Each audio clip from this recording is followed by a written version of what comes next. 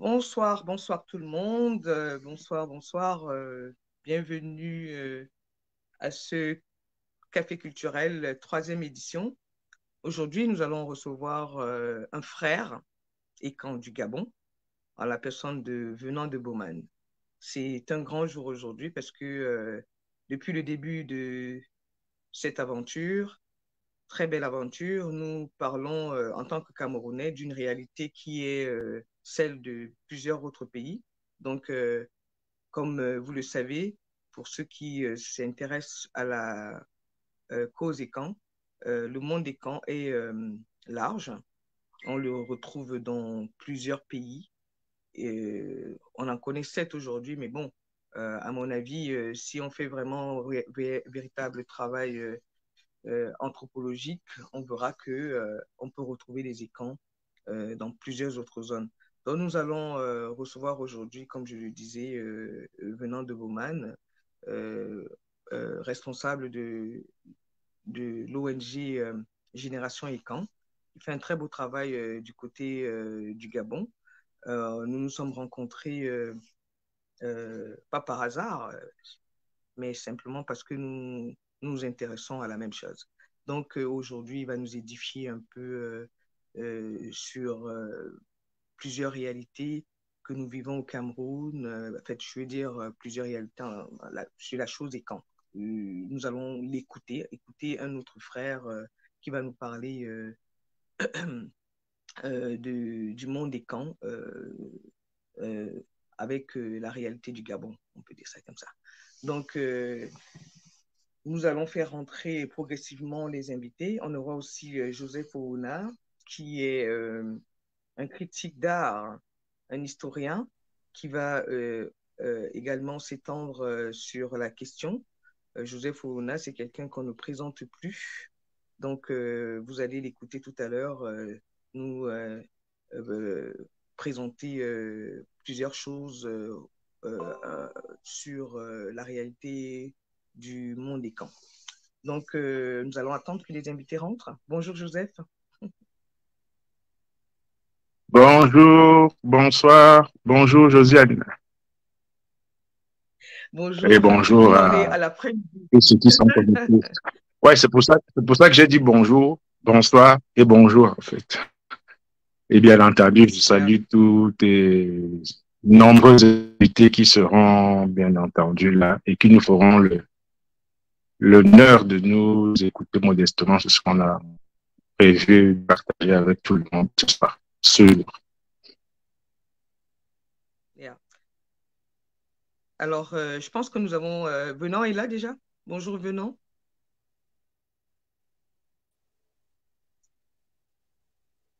Bonjour. Ah, voilà, je ne t'entendais pas. D'accord.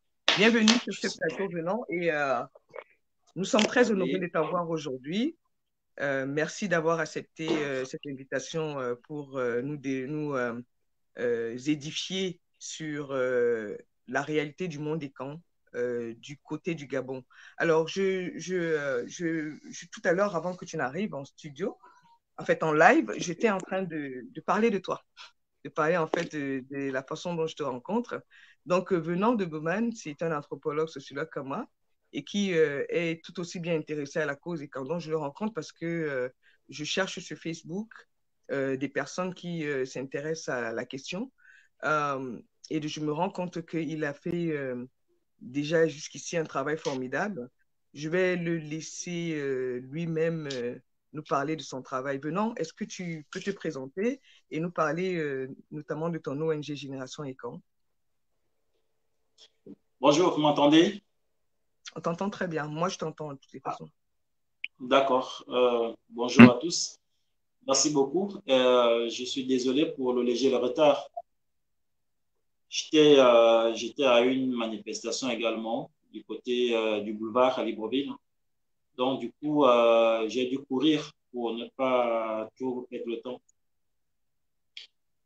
Euh, je salue Monsieur Owona. C'est la première fois que je le vois. Je le lis souvent, mais on n'avait pas encore eu l'occasion de se voir. Donc, salut à tout le monde. Effectivement, comme tu viens de le dire, Josiane. Je suis Venant Deomam, promoteur culturel, écrivain, gabonais. Je suis Ontumu et Sabzan du peuple Ekan, du côté paternel, et je suis Essandon Ntumu du peuple Ekan du côté maternel. Je suis attaché de recherche au CEGAREST, au Centre gabonais de recherche en éthique et santé.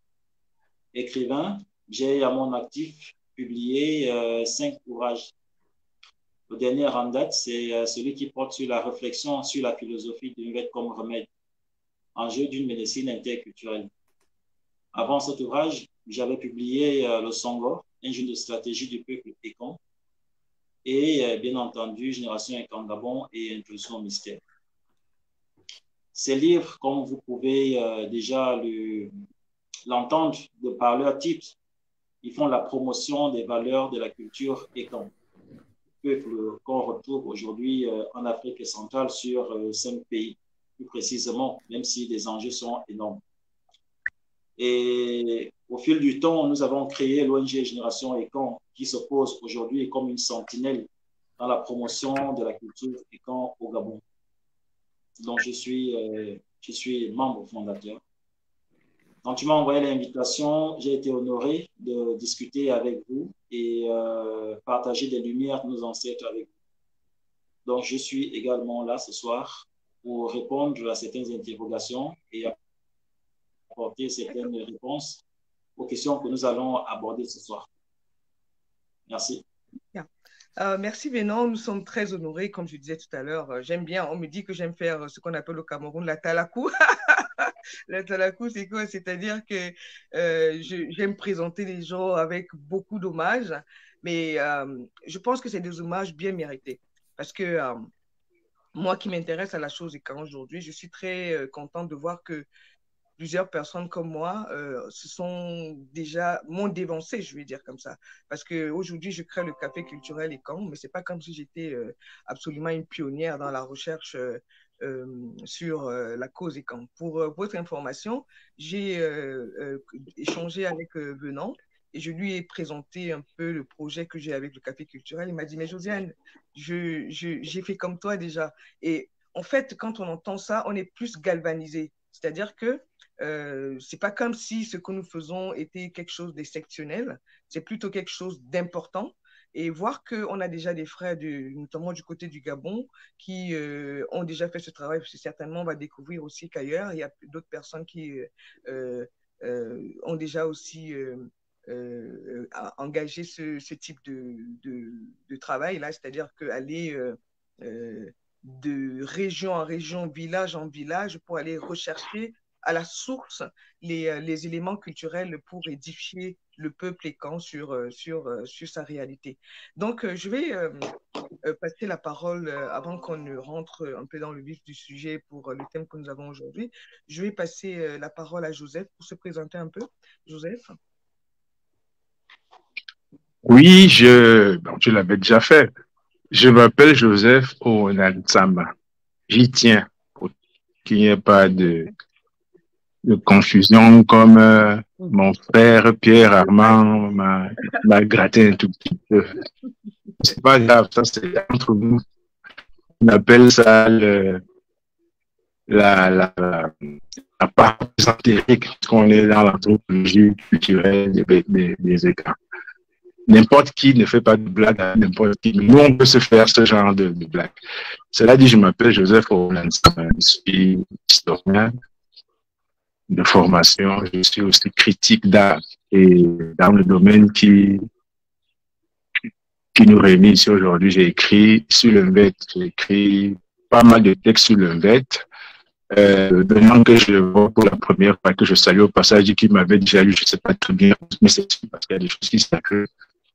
Aussi bien sur le net, dans les actes de colloques, etc. En passant, il transmettra mes chaleureuses salutations à mon amie Véronique Okomebeka, qui est, je crois, à Libreville, à l'université, et qui est une hispanisante, en fait. Donc, j'ai travaillé sur le Nvet depuis pas mal d'années déjà. J'ai écrit là-dessus. Et je termine, l'ouvrage est terminé. Un ouvrage sur le Nvet, société et pouvoir et musique chez les écans, mais dans le domaine, dans le contexte de Betty Boulofang, comme on disait, comme les premiers anthropologues européens disaient, quand ils parlaient de nom, ils disaient le Betty Boulofang. C'est comme ça que les parents, si vous voulez. Donc, j'ai un ouvrage qui paraît très bientôt serait déjà paru, mais pour des raisons qui ne dépendent pas de moi, c'est pas déjà fait. Mais ça va être fait d'ici fin 2024, pardon, si tout se passe bien. Donc, j'écris dans le domaine des arts et de la culture. J'écris notamment en musique et je suis l'un des chroniqueurs de musique d'un magazine culturel, puisqu'on parle de la culture, qui paraît au Cameroun depuis 12 ans, qui s'appelle Mosaïque et que certains peuvent retrouver en livre. Voilà, grosso modo. Les autres casquettes ne sont pas très intéressantes parce que je pense qu'il faut rester focus sur ce qui nous fédère ici, parce que contrairement à ce que tu disais, moi, je te prends comme une personne qui fédère les énergies quand tu dis que les autres faisaient déjà le même travail que toi. C'est vrai.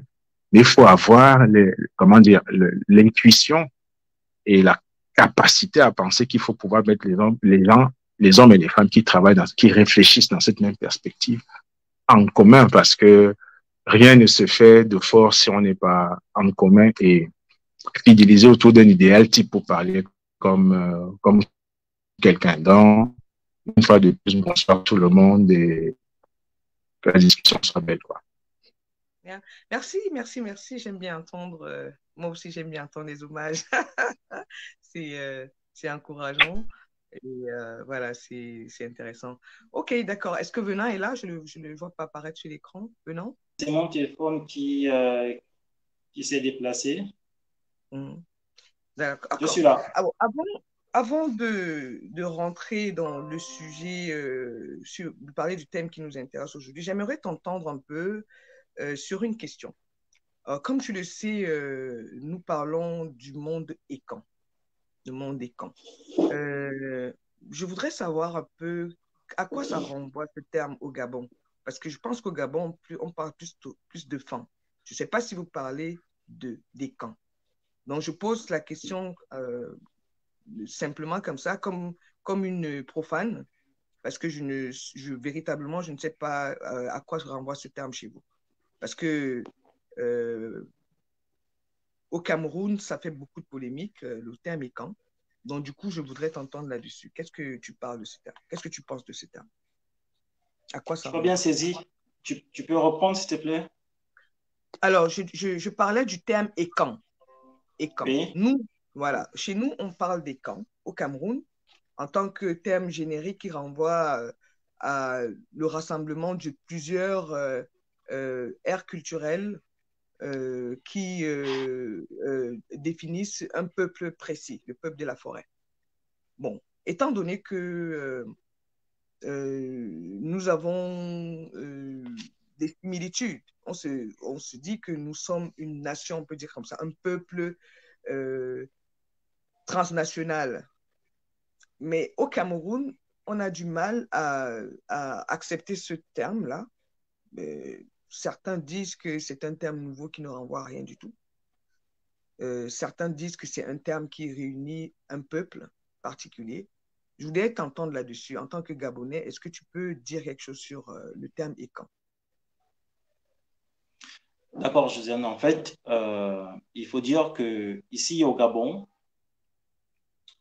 on entend par écan ce peuple-là qui parle suffisamment la langue Mazo ou encore la langue Mozona. La langue Mozona, c'est la langue que parle le peuple écan qui habite la sous-région de l'Afrique centrale. Cette langue-là, on l'appelle au Gabon Fan. On l'appelle Beti, on peut l'appeler Boulou. Cette langue qui se parle un peu, il y a 52 variétés ou bien encore de dialectes, comme on dit aujourd'hui, de cette langue. Donc, tout peuple qui parle cette langue-là dans notre sous-région est appelé le peuple écan. Et nous sommes des frères. Qu'ils soient au Gabon, en Guinée équatoriale, au Cameroun, à Sao Tomé et Principe, au Congo, en Centrafrique, nous sommes une seule famille et nous formons la famille des Kana. Voilà en gros ce qu'on entend ici au Gabon par le peuple Ekan. Ce peuple qu'on voit aujourd'hui est un héritage de la civilisation qui a existé sur Terre et qui aujourd'hui nous a laissé un héritage. Cet héritage, on le retrouve à partir du Mvet. À partir du Mvet. Voilà comment nous, on pense ce peuple ici. Est-ce que parler des écrans pose un conflit? Je pense que non, parce que au Gabon, avant, c'est des universités qui s'amusaient à mettre la séparation, sinon les différends entre les femmes et les écrans. Les débats des couloirs des universités faisaient état d'une différence entre les femmes et les écrans.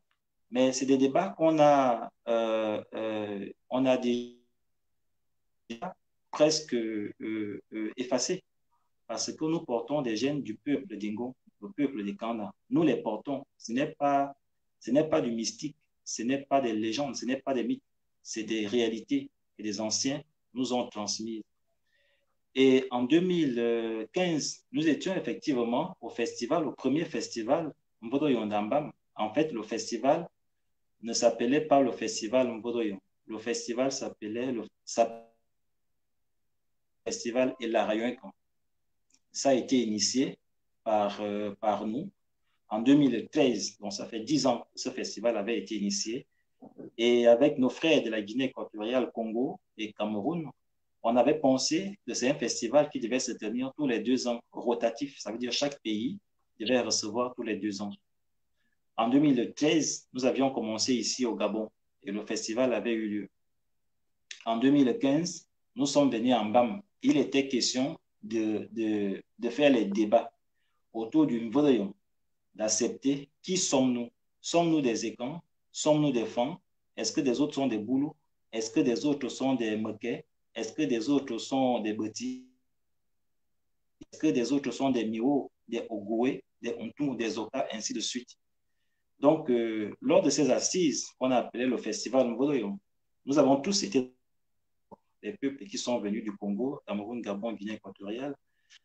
Nous sommes tombés d'accord que désormais, nous appellerons le peuple Ékan. Un point, un trait, c'est tout. Donc, nous sommes désormais le peuple Ékan. Quand je me suis présenté, je vous ai dit du côté paternel que je suis Essabzan Ontumo du peuple Ékan. Du côté maternel, Essandon Ontumo du peuple Ékan. Voilà en gros comment on se présente au Gabon aujourd'hui. Et ce n'est pas un débat, c'est juste une affirmation identitaire pour mieux exister. Non, mais c'est très formidable de t'écouter. Quand on t'écoute, on voit une précision. Mais cette précision, nous ne l'avons pas encore au Cameroun, malheureusement. Je m'explique. Euh, Quand tu dis qu'au Gabon, ce sont les peuples qui disent Madzona, donc du coup, il y a une unité linguistique. Donc, c'est ceux qui vont se dire Madzona qui parlent. Mais euh, avant toi, dans le cadre du café culturel, mais c'était le café culturel, je le menais encore dans une association avant qu'il ne soit une entité indépendante. J'ai reçu, je crois que tu dois le connaître, Bingono Bingono et aussi Achasso Nangini, le professeur. Bon, ils nous ont édifié un peu sur une réalité qui est tout autre. Il y a ce peuple-là que nous connaissons qui est disséminé de part et d'autre, mais il y a aussi d'autres peuples qui ne disent pas Majona. Donc, du coup, euh, on fait encore un travail dessus pour convaincre les autres qui ne sont pas Majona, en fonction des migrations, hein, dues aux migrations, qui se sont retrouvés dans d'autres régions du Cameroun et qui parlent d'autres langues, mais qui sont aussi des écans. Donc, du coup, ce travail que nous faisons est très important. Donc, nous allons dans le futur faire des travaux qui mèneront à avoir des propos un peu plus comment dire, exacts. Ouais, parce que c'est encore, fait, je pense que Joseph ne va pas me contredire là-dessus, c'est historien, on va l'entendre aussi, mais je pense qu'il y a encore du boulot. Mais moi, je me réjouis parce que je pense que je me réjouis, je pense que parce que au niveau du Gabon, par exemple, vous avez vous n'avez pas le même problème que Cameroun. Donc, avant de passer la parole à Joseph sur la même question, toujours dans la même lignée, je vais te poser la question de savoir comment est-ce que vous vous parlez de la traversée, parce que chez nous, on dit on a traversé un fleuve sur le dos d'un serpent pour arriver là où nous sommes. Est-ce que c'est pareil chez vous? C'est-à-dire que là, je parle du Ngang Medja, qui aurait été le serpent qui a fait office de pont. C'est-à-dire que nous avons invoqué nos ancêtres qui nous ont permis de traverser le fleuve en fuyant Ousmane Danfodio, qui était aux trousses de nos ancêtres. Qu'en est-il au Gabon de cette réalité de Ngang Medja comme Oui, élément salvateur? oui, le récit est le même. Vous savez, le récit est le même. C'est juste que des peuples qui se sont émiettés dans le Cameroun forestier ont chacun, à son tour, repensé ou encore euh, remettre des éléments linguistiques et des éléments historiques en fonction des réalités sur les territoires. Donc, ceux-ci se sont installés. Ce que vous appelez le Ngamoza au Cameroun, nous, on appelle ça Akamayon. Akamayon. C'est ce gros serpent-là qui nous a aidés à traverser la rivière pour être à l'abri des ennemis. On appelle ça Akamayon. Le récit est le même. Les autres l'appellent Nguranguran. Nguranguran. Donc, les autres l'appellent Nguranguran. Les Miwo, ceux qui sont dans les Vindo là-bas, l'appellent Nguranguran. Donc, ça renvoie toujours à ce serpent-là, ce serpent protecteur sur lequel nous sommes traversés pour essayer de fuir l'ennemi.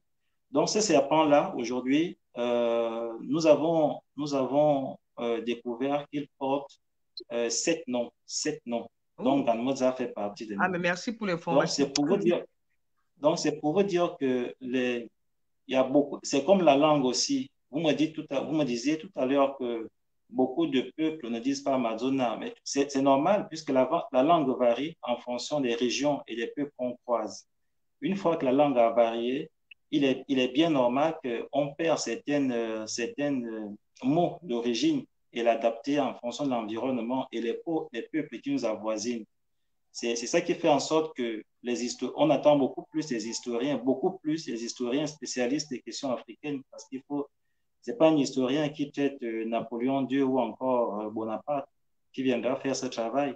Il faudrait que ce soit un travail d'un spécialiste de l'histoire africaine, notamment dans les civilisations égypto-nubiennes, les histoires qui pourra vraiment faire ce travail de linguistique, quoi. Donc, sincèrement, euh, pour revenir en Ganmoza, nous avons cette histoire.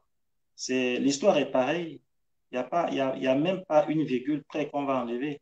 L'histoire que vous racontez au niveau du serpent protecteur, nous aussi, nous la racontons. À la seule différence que nous, on est un tout. Moi, je suis un tout, je ne suis pas franc. Déjà, lorsqu'un enfant va raconter ça, il te donnera un enfant. Moi, quand je vais raconter ça, je te donnerai un nom en tout. Comment on raconte des histoires chez nous. Il n'y a pas trop de méli-mélo, trop d'emprunts. Lorsqu'on emprunte, c'est qu'on ne connaît pas son histoire. Malheureusement, c'est ça qui est encore aujourd'hui décevant, parce que parfois, un Ontumo va raconter l'histoire d'un bêtis comme s'il était bêtis. Et n'étant pas bêtis, mais il va s'embrouiller. On D'accord. veut, on veut que moi qui suis une Tumo, si vous me posez une question sur Akamayon, ce que vous appelez la Banga Meza, eh bien, je vous raconte l'histoire d'Akamayon, qui est pratiquement l'histoire de Meza. Et là, on se retrouve sur les thématiques. Un serpent qui nous a protégés lorsque nous étions poursuivis par certains peuples qui étaient beaucoup plus doués techniquement que nous. Et ce serpent-là qui est apparu, il nous a aidé à traverser le fleuve pour se retrouver de l'autre côté, pour repenser notre civilisation. En passant la rivière, on a croisé, on s'est installé, hein, ça faisait d'abord bon vivre. Après, quelques années plus tard, on a rencontré encore le colon qui nous a encore pourchassés, on est encore rentré en forêt. Et ça a été une cohabitation pas très pacifique. Notamment, on a perdu beaucoup de gens sont morts, des guerriers sont morts, des résistants sont morts. Et les anciens ont pensé que la famille vaut plus une simple vie humaine. Donc, on a demandé aux guerriers de mettre de l'eau dans leur vin pour accepter la nouvelle civilisation qui est la civilisation occidentale. Et nous voilà rentrés dans le colonialisme. Et voilà, et nous sommes aujourd'hui vivants. Les résistants sont morts, mais nous gardons leur mémoire, leur nom en mémoire. Et leurs noms sont inscrits dans l'Ombedokam. Voilà comment on raconte l'histoire. Donc, franchement, je pense que plusieurs personnes qui vont te suivre, notamment dans le cadre de nos associations, seront contents d'entendre ce que tu as dit. Ceux qui ont encore des doutes sur cette histoire de serpent salvateur, que moi, je vénère aujourd'hui. Pour la petite histoire, on m'appelle désormais Maman Gamédia. Moi, aussitôt que j'ai découvert votre histoire, je suis rentrée la tête enfouie. Et voilà, je suis fière qu'on m'appelle comme ça. Et le travail que j'ai fait aujourd'hui n'est pas au hasard. Parce que, bon, voilà, nos signes et symboles, on a du mal à les magnifier. Donc, nous sommes là aujourd'hui pour faire ce travail. Sur ce, je vais faire un pont pour écouter, avant qu'on avance, Joseph Owona sur ce qu'a dit Venant. Est-ce qu'on peut t'écouter sur ce qu'on a entendu de Venant tout à l'heure? Oui, je pourrais dire trois petites choses juste pour compléter, en fait, et aller dans le prolongement de manière fondamentale ce qu'il disait. L'une des choses essentielles et fondamentales qu'on doit savoir et bien retenir, c'est que il parlait des écarts avec toute la sociologie, l'anthropologie qui peut entourer la réalité, qui les construit dans le temps et dans l'espace, puisqu'on parle d'une bête. Il y a eu un congrès à Miticho Gabon dans les années 40 qui a réuni pas mal d'experts venant d'un peu partout, notamment les anthropologues africanistes qui étaient au Cameroun, qui étaient en Afrique à l'époque et dans toute la sous-région, pour se mettre d'accord sur ce que est et qui est un écan. Ça, c'est des faits qui sont datés et vérifiables. Donc, le terme ne part pas c'est pas le fait du hasard, c'est pas ex nihilo, non, absolument pas. C'est mis d'accord sur le fait que on a des individus qui ont une même culture, qui ont des mêmes traits culturels. On a des individus qui ont une même philosophie de la vie. On a des individus qui ont des mêmes bestiaires. On a des individus qui parlent à une différence près la même langue. Dans les textes, on va parler de dialecte, en fait. Mais il faut prendre ça dans le sens péjoratif parce qu'il faut replacer les choses dans le contexte. Donc, en fait, on a un langage commun, on a divers dialectes. C'est pour ça qu'on se comprend quand il a dit qu'il était un Toumou, justement. Quand un Toumou parle un Toumou, un Boulou le comprend sans problème. Et même un Néwondo, pour ceux qui maîtrisent très bien la langue, et vous parlez du bête tantôt, je vous fais observer que les Toumou sont fondamentalement des spécialistes de ce qu'on appelle le bête écan. On reviendra peut-être là-dessus parce que le bête écan est, par exemple, dans la stratification du bête après le vers Ngwambi et le vers Bibon, il y a le vers écan qui est le vers des textes, comme on dit, les textes supérieurs, en fait, création du monde et tout ce que vous voulez. Et justement, traverser sur le dos du Gang-Meza. Vous l'avez dans ce qu'on appelle dans le bel écart, avec toutes les épopées possibles, imaginables, que beaucoup de gens saucissonnent à sa manière, c'est-à-dire qu'ils découpent et vous disent qu'ils font de l'écart. C'est-à-dire qu'ils prennent une épopée comme celle de l'Owonbomba, par exemple. Ils vont prendre la partie où on parle d'Akomomba et puis ils vous disent ce qu'ils font. Or, quand vous les écoutez très bien, vous constatez qu'ils ne savent pas discourir pour prendre l'expression de Enobelinga qui a énormément travaillé, tout le monde le sait, énormément travaillé sur la question. Donc ça, c'est le premier point. Le deuxième point, parlait de la manière de se présenter. Ça, c'est très intéressant, ça. La manière de se présenter en mettant bien en perspective tous les entrelacs généalogiques que vous avez, que vous détenez du côté soit de votre père ou de votre mère. Et vous savez que les critères d'attribution du nom chez l'Africain de manière globale, c'est bien pensé. On ne donne pas le nom de tel à tel au hasard. Toute une posture philosophique et même ésotérique mais derrière. Je vais prendre juste un exemple. Quand, pour ce modèle de présentation, du côté de son père, il est du côté de sa mère, il est. Pour replonger dans toute la littérature, j'ai envie de dire coloniale. Charles Tangener en Allemagne, quand il se présente devant les Allemands, il lui demande de se présenter. Exactement ce qu'il fait. Il remonte le plus loin possible dans la idéologie qui est la sienne. Et vous savez que dans chacune de nos, j'ai envie de dire, de nos tribus, de nos bias, le Ndan, c'est l'expression filiale qui vous rattache au filon que constitue votre famille, en fait. C'est ça qu'on appelle le Ndan. Et c'est justement ce qu'on décline quand vous arrivez chez les Blancs. Quand on vous demande, moi je le fais chaque fois pour déranger un peu, mais j'aime bien faire ça parce que, ouais, comment les gens sont perdus devant vous. Je leur dis que je suis le fils de Yosef Bonatemungo, lui-même fils de Won Lucas. Won Lucas, lui-même fils de Fulkana. C'est comme ça qu'on se présente en réalité. Mais là, il faut tenir ce genre de langage devant un public qui est un tant soit peu réceptif et qui connaît les codes en réalité, parce que vous n'allez pas parler français. C'est beaucoup plus poétique quand on le dit en langue. Nous tous, on se présente de cette manière. Seulement que j'ai envie de dire qu'on est peut-être devenu un peu plus paresseux parce qu'on est très européanisé, occidentalisé, tout ce que vous voulez. Peut-être pour ça que ce modèle de présentation, moi, je le dis à mes enfants, vous dites que vous êtes le fils de tel, fils de tel, fils de tel, fils de tel, fils de tel. Ils connaissent jusqu'à Fourcana qui n'ont jamais vu, bien entendu. Moi-même, je ne l'ai pas vu. J'ai appris dans une réunion de famille qu'on pouvait aller au-delà de Fourcana et j'ai les noms, on est en train de travailler dessus. Ça, c'était pour la parenthèse. Maintenant, sur le mythe de Ngarmeza, qui est un mythe qui fonde, en fait,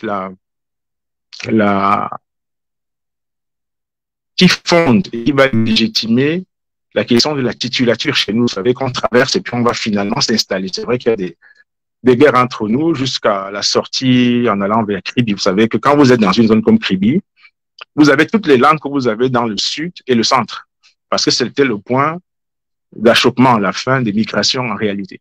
Quand vous rencontrez quelqu'un, je vais être simple, quand vous rencontrez quelqu'un comme Eko Roosevelt ou Anne-Marie Nzé, vous parlez toutes les langues de la zone. Parlez Wondo, parlez avec vous. Parlez Ngumba, parlez avec vous. Parlez Batanga, parlez avec vous. Parlez, etc., etc., etc., etc. Il y a encore des gens comme Eko Roosevelt sont comme ça en réalité. Et c'est pas très différent partout. Si vous allez dans le littoral, ça c'est une digression. Vous savez, je vous ai dit que je travaille davantage sur les questions de musique. Quand vous rencontrez, non, je vais pas prendre cet exemple. Je vais prendre celui qui est le plus basique. Vous savez, quand on parle de Makossa, on dit les Douala, n'est-ce pas? Autant les Douala sont en réalité la population la plus congrue dans le littoral aujourd'hui. Il y a beaucoup plus de Douala à l'extérieur dans la diaspora qu'il y en a dans le littoral. Ça, c'est bien. Et de deux, beaucoup de gens sont convaincus que tous les gens qui sont en Douala sont des Douala. Or, je vais vous surprendre. Quelqu'un comme Koti François, qui est un monument, là je parle au Camerounais, qui est un monument de la musique camerounaise, notamment du Makossa. C'est tous, et même les Totogium sont des gens qui viennent du Mungo. Mais seulement la langue Douala est celle qui a colonisé tout le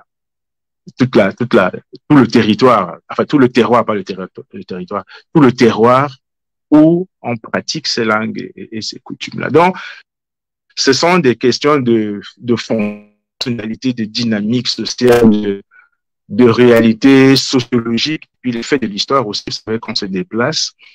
Et chaque fois qu'on se déplace, on épouse, comme disait quelqu'un, vous allez épouser les lois du milieu de là où vous vous trouvez. Il y a des choses qui se perdent, forcément. Il y a aussi des choses qu'on acquiert nécessairement. Donc, pour revenir à l'ECAN, l'ECAN s'est configuré dans les années, je crois, 40, 42, 46, je n'ai pas la date en tête, mais précise, un congrès international. À Mythe, c'était dans le nord du Gabon, justement. On s'est mis d'accord pour dire que, bon, désormais, en dehors de Betty Boulou, enfin, comme on disait, Paouin, vous savez, Paouin, c'est intermalement, en fait, Dipangwe. Hein, c'est ceux qui ont lu tous ces gens qui sont venus travailler, ont constaté que, partant de tel point à tel autre point, il y a des gens qui se comprennent d'abord. Même si on a l'impression que leurs langues sont différentes, mais ils se parlent, mais ils se comprennent. On a plusieurs dialectes, mais on parle en fait un langage commun.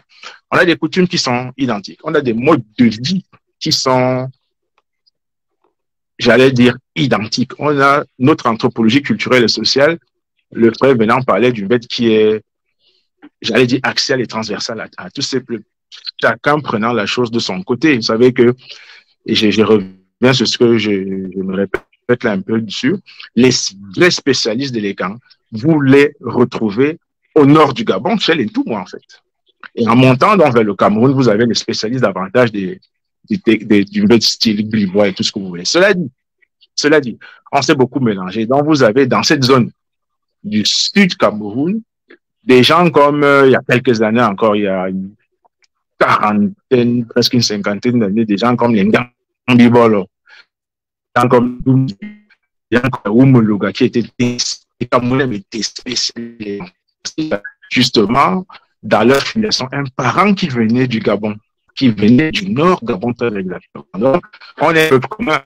On est un peu commun avec toutes les réalités qui peuvent être celle de la dynamique des peuples. Rien n'est facile là-dedans. Et puis, je pense que, bon, maintenant, il faut seulement savoir en tirer l'essentiel, ce que nous avons comme bonne pratique. Enfin, le dire ainsi, parce que le thème, je termine parce que le thème de ta soirée, c'était le mélange et le langage du bête. Il y a des choses à dire là-dessus et qu'on pourrait éventuellement partager. Merci. On peut t'écouter indéfiniment. Toujours aussi prolixe quand il s'agit de parler de tout, des sujets sur lesquels je suis compétent. Donc, ce n'est pas au hasard que nous avons Joseph Nchama, pour préciser. Voilà. Alors, j'ai une belle surprise pour toi, c'est que nous avons aujourd'hui Mbani à Tangana que je ne t'ai pas annoncé. Alors, Mbani, pour toi, venant, c'est un Mbombet. C'est mon frère. Nous avons ici c'est mon frère. Donc, Mbani, c'est un Mbombet. Donc, Mbani, je te présente venant de Bouman, qui est un frère du côté du Gabon, qui est un spécialiste du Mbet. Donc, du coup, on a un très beau plateau aujourd'hui. Il y a Eric, normalement, Eric Bex, qui devoir normalement arriver. Je ne sais pas, il est peut-être, je sais pas ce qui lui arrive, mais bon, peut-être qu'il se connectera dans quelques minutes. On verra bien. Donc, voilà, on va poursuivre cette émission en rentrant dans le vif du sujet. Donc, on a en titre le Mélan et on a le Mvet. Par quoi est-ce que vous voulez qu'on commence? Par le Mvet ou par le Mélan? Moi, je pose la question parce que je ne suis pas aussi informé que vous. Par quoi on peut commencer? Je le dis parce que j'ai eu un entretien avec Bani qui m'a dit, mais tu as mis deux grosses choses en même temps. Et moi, pour moi, je me suis dit, comme on parle de spiritualité, les deux pouvaient être sur le même plateau aujourd'hui, même si on aborde de façon liminaire, parce que les émissions vont se poursuivre. Donc, moi, je lui ai dit, ça m'intéressait de mettre les deux sur le plateau aujourd'hui, parce qu'on est à la fin de l'année. Quand j'ai choisi ce thème. Pardon? Vous m'entendez ou pas? Avant de continuer, est-ce qu'on peut prendre quelques commentaires de personnes? Oui, je vais le faire. Je vais le faire parce que j'ai prévu. Merci pour le rappel. Donc, je disais écrit sur le poste là. Oui, j'ai vu, j'ai prévu. Yeah. Merci, Pierre. Donc, je disais que j'ai échangé avec Venant, qui est l'invité principal aujourd'hui. J'ai décidé de prendre ce thème parce qu'on est à la fin de l'année. Aujourd'hui, on devait avoir deux dames que j'avais prévu avoir. Aline, elle est d'ailleurs là, Aline. Peut-être elle va intervenir. Et une autre elles ont deux parcours différents. C'est-à-dire que Aline, elle a fait le retour aux ancêtres. Elle s'est formée. Et l'autre dame, elle a plutôt décidé d'être pasteur dans l'église chrétienne. Je me suis dit, bon, voilà deux profils différents. Pourquoi est-ce que l'une fait le chemin inverse? Pourquoi elles font le chemin inverse? Donc, j'aurais aimé les avoir aujourd'hui pour qu'elles nous donnent un peu qu'elles nous parlent un peu de ce parcours, chacune d'un côté vers l'autre. Donc, c'est parce que nous sommes, comme je dis, en train de préparer. On a ici aux États-Unis, on a eu la fête les fêtes qu'on fait au Canada et qu'on fait ici aux Amériques. Et on s'apprête à fêter la Noël. Donc, on va parler de ça. Comment est-ce qu'on inscrit le monde est quand, dans cette modernité-là. Comment est-ce qu'on allie les deux? Être en même temps, est-ce qu'on peut être en même temps euh, adepte du culte de Mélan, respecter, vénérer notre Ngam Média et être chrétien, fêter la Noël. Bon, bref, on va aborder ça progressivement. Donc, avant d'aborder cette question, effectivement, venant de Bowman, il y a quelqu'un qui pose la question de savoir si tu te considères comme Betty du Gabon. On va prendre juste cette question-là et continuer. Si je me considérais comme Betty du Gabon, Yeah, c'est la question, je te traduis la question telle que posée. écoute, il faut dire que le Gabon n'existait pas il y a 150 années. Il n'y avait pas le mot Gabon. Ça n'existait pas dans la sous-région. D'accord? Le seul pays qui existait en parlant des pays physiques, c'était le Cameroun. J'avais le Cameroun, j'avais le Congo. Le Gabon, c'est une greffe que les colons ont bien fait pour penser leurs intérêts coloniaux. D'accord? Nous étions tous dans le Cameroun forestier. C'est cette terre-là, cette région-là que nous, on connaît au Gabon. On connaît que nous sommes au sud du Cameroun. On ne dit pas on est au Gabon. On dit nous sommes au sud du Cameroun ici. Mais à Génération Ekan, on dit nous sommes au Cameroun forestier. D'accord? Donc, est-ce que c'est pour refuser le territoire gabonais? Non, on ne refuse pas le territoire gabonais. On dit, nous sommes au Cameroun forestier et nous sommes au sud du Cameroun. Voilà ce que Oh, nous disons. merci, venant, on n'aurait pas Maintenant, eu meilleure réponse. est-ce que je suis Betty? Non, faut pas, ne dites pas des choses comme ça parce que il faut dire que Betty, c'est déjà le pluriel. Si je me trompe, vous pouvez me corriger. Betty, c'est déjà le pluriel. Ça veut dire plusieurs individus, plusieurs seigneurs. Et Bofan, ça veut dire plusieurs individus, plusieurs seigneurs, plusieurs valeureux. Donc, il faut dire, est-ce que je suis anti du Gabon? Mais si je suis un seigneur parce que je suis du peuple Lécan, oui, je suis anti. Est-ce que je suis fan du Gabon parce que je suis du peuple Lécan? Est-ce que parce que je suis valeureux? Mais oui, bien sûr, je suis fan. Mais lorsque nous, on s'identifie comme mon frère Oona venait de le préciser tout à l'heure, lorsqu'on s'identifie chez les écrans, il n'y a pas d'amusement. C'est pas du mal-tu vu. Je ne me présente pas pour plaire à quelqu'un. Je dis, je suis un tout. Il faut bien affirmer ton appartenance identitaire parce que tu ne peux pas penser spiritualité si tu ne t'affirmes pas d'abord. Mon frère est enfant. Mon frère est anti. Mon frère est Oka. Mon frère est Goulou. Mon frère est Ewondo. Ce sont mes frères. Mais moi, je suis un tout. Voilà ce que je dis. On ne peut pas rester sans père, sans mère, sinon on va commencer à aller à n'importe quelle direction. C'est la généalogie. Moi, je conseille aux gens de connaître sa généalogie. Parce que quand tu connais ta généalogie, tu ne peux pas dire que tu es au CAC alors que tu es en tout monde. Ce n'est pas possible. À part si le monde est déjà comme il est aujourd'hui. Donc, à mon frère qui vient de me demander si j'étais Betty du Gabon, il ne faut pas prendre la chose comme ça. Faut vraiment prendre la chose parce que là, on est des écrans, on est sérieux. À comment on ne te dira pas qui s'appelle Angumborotso, tu comprends? Donc, il est à Komamba, l'autre aussi, lui, il est en Gumborotso. Donc, moi, je suis en tout du peuple Ekan. Voilà ce que je dis. Et mon clan, c'est Sabzan. Voilà en gros mon frère. Voilà ce que je peux dire dessus. Alors, moi, je suis Encore, extrêmement très contente de t'entendre. Il y a dans ta réponse beaucoup de choses qu'on peut retenir. Parce que quand quelqu'un dit Betty, il n'a pas retenu qu'on dit effectivement que Betty, c'est le pluriel d'un ti. Donc, je vais le mettre en highlight. Je vais bien, pour que plusieurs personnes ne se trompent plus, parce qu'on se rend compte, vous voyez que c'est important de faire ce genre de café culturel, parce que même des petites choses comme ça, les gens ne comprennent pas. Et comme Bani, j'ai eu une large discussion avec lui qui me disait hier que nos langues vont se perdre. Effectivement, voilà une illustration. C'est-à-dire on a là un frère qui ne comprend pas ce que veut dire Betty. La chose la plus simple, hein, c'est-à-dire que, mais on ne va pas le blâmer parce qu'on entend Betty, Betty, ça renvoie à quoi? Voilà. Donc, les choses les plus élémentaires, là où on pense que les gens sont informés, vous voyez que nos frères ne sont pas véritablement informés sur leur réalité. C'est pour ça qu'il faut il faut faire un travail colossal, vraiment un travail colossal, en commençant par les plus petites choses comme celle-là. Savoir comment est-ce qu'on prononce les mots, partie de l'alphabet, partie des plus petites choses. C'est la preuve tangible, hein, on le voit là dans son commentaire, dans sa question, Ouais. qu'il y a un véritable besoin. Voilà. Et Josiane, est-ce qu'on peut quand même apporter un complément à ça? J'aime bien que le frère venant nous dise que Nti, c'est le Seigneur et que Benti, c'est le pluriel.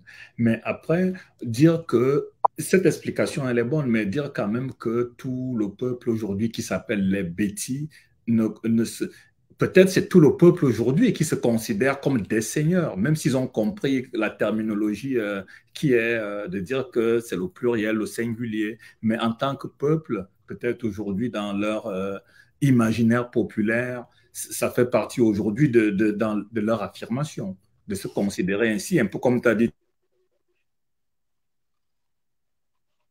Tentumu, eux, ces peuples-là ont l'occasion là de se considérer comme, de se présenter comme Betty aussi. Voilà, tu vois, même si je comprends bien la distinction que tu fais de linguistique, mais qui est à apprendre, qui est un enseignement qu'on prend. Mais en même temps, en tant que peuple aujourd'hui, c'est aussi ancré dans leur imaginaire collectif.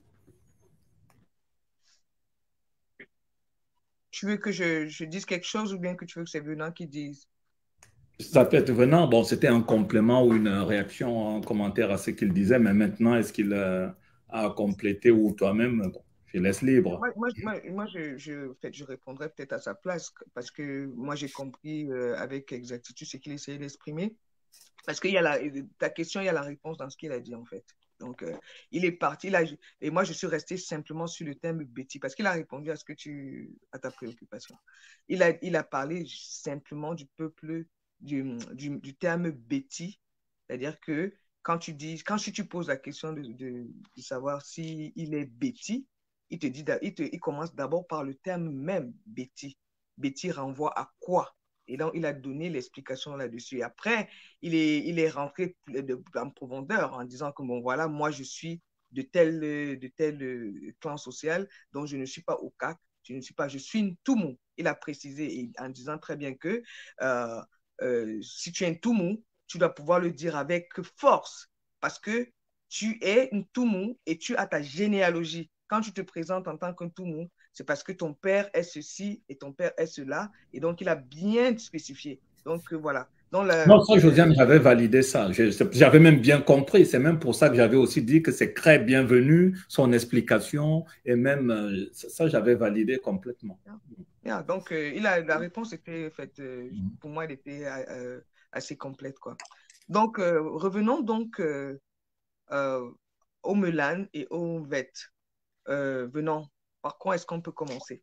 Est-ce qu'on peut parler d'abord du Bon, VET avant de parler du Melan?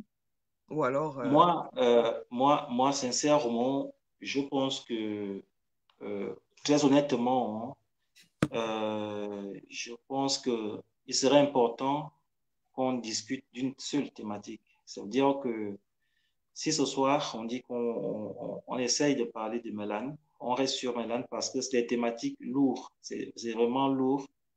Et ce serait important que ce qu'on va dire, que ça soit bénéfique pour le plus grand nombre. Parce que Mvet, c'est lourd, Mélan, c'est lourd. D'accord? Euh, et nous, ici, moi, je parle de moi, 21h30, je dors parce que demain, j'aurai une journée très chaude. Si ça aurait été hier, samedi, je pouvais encore aller jusqu'à 22h30.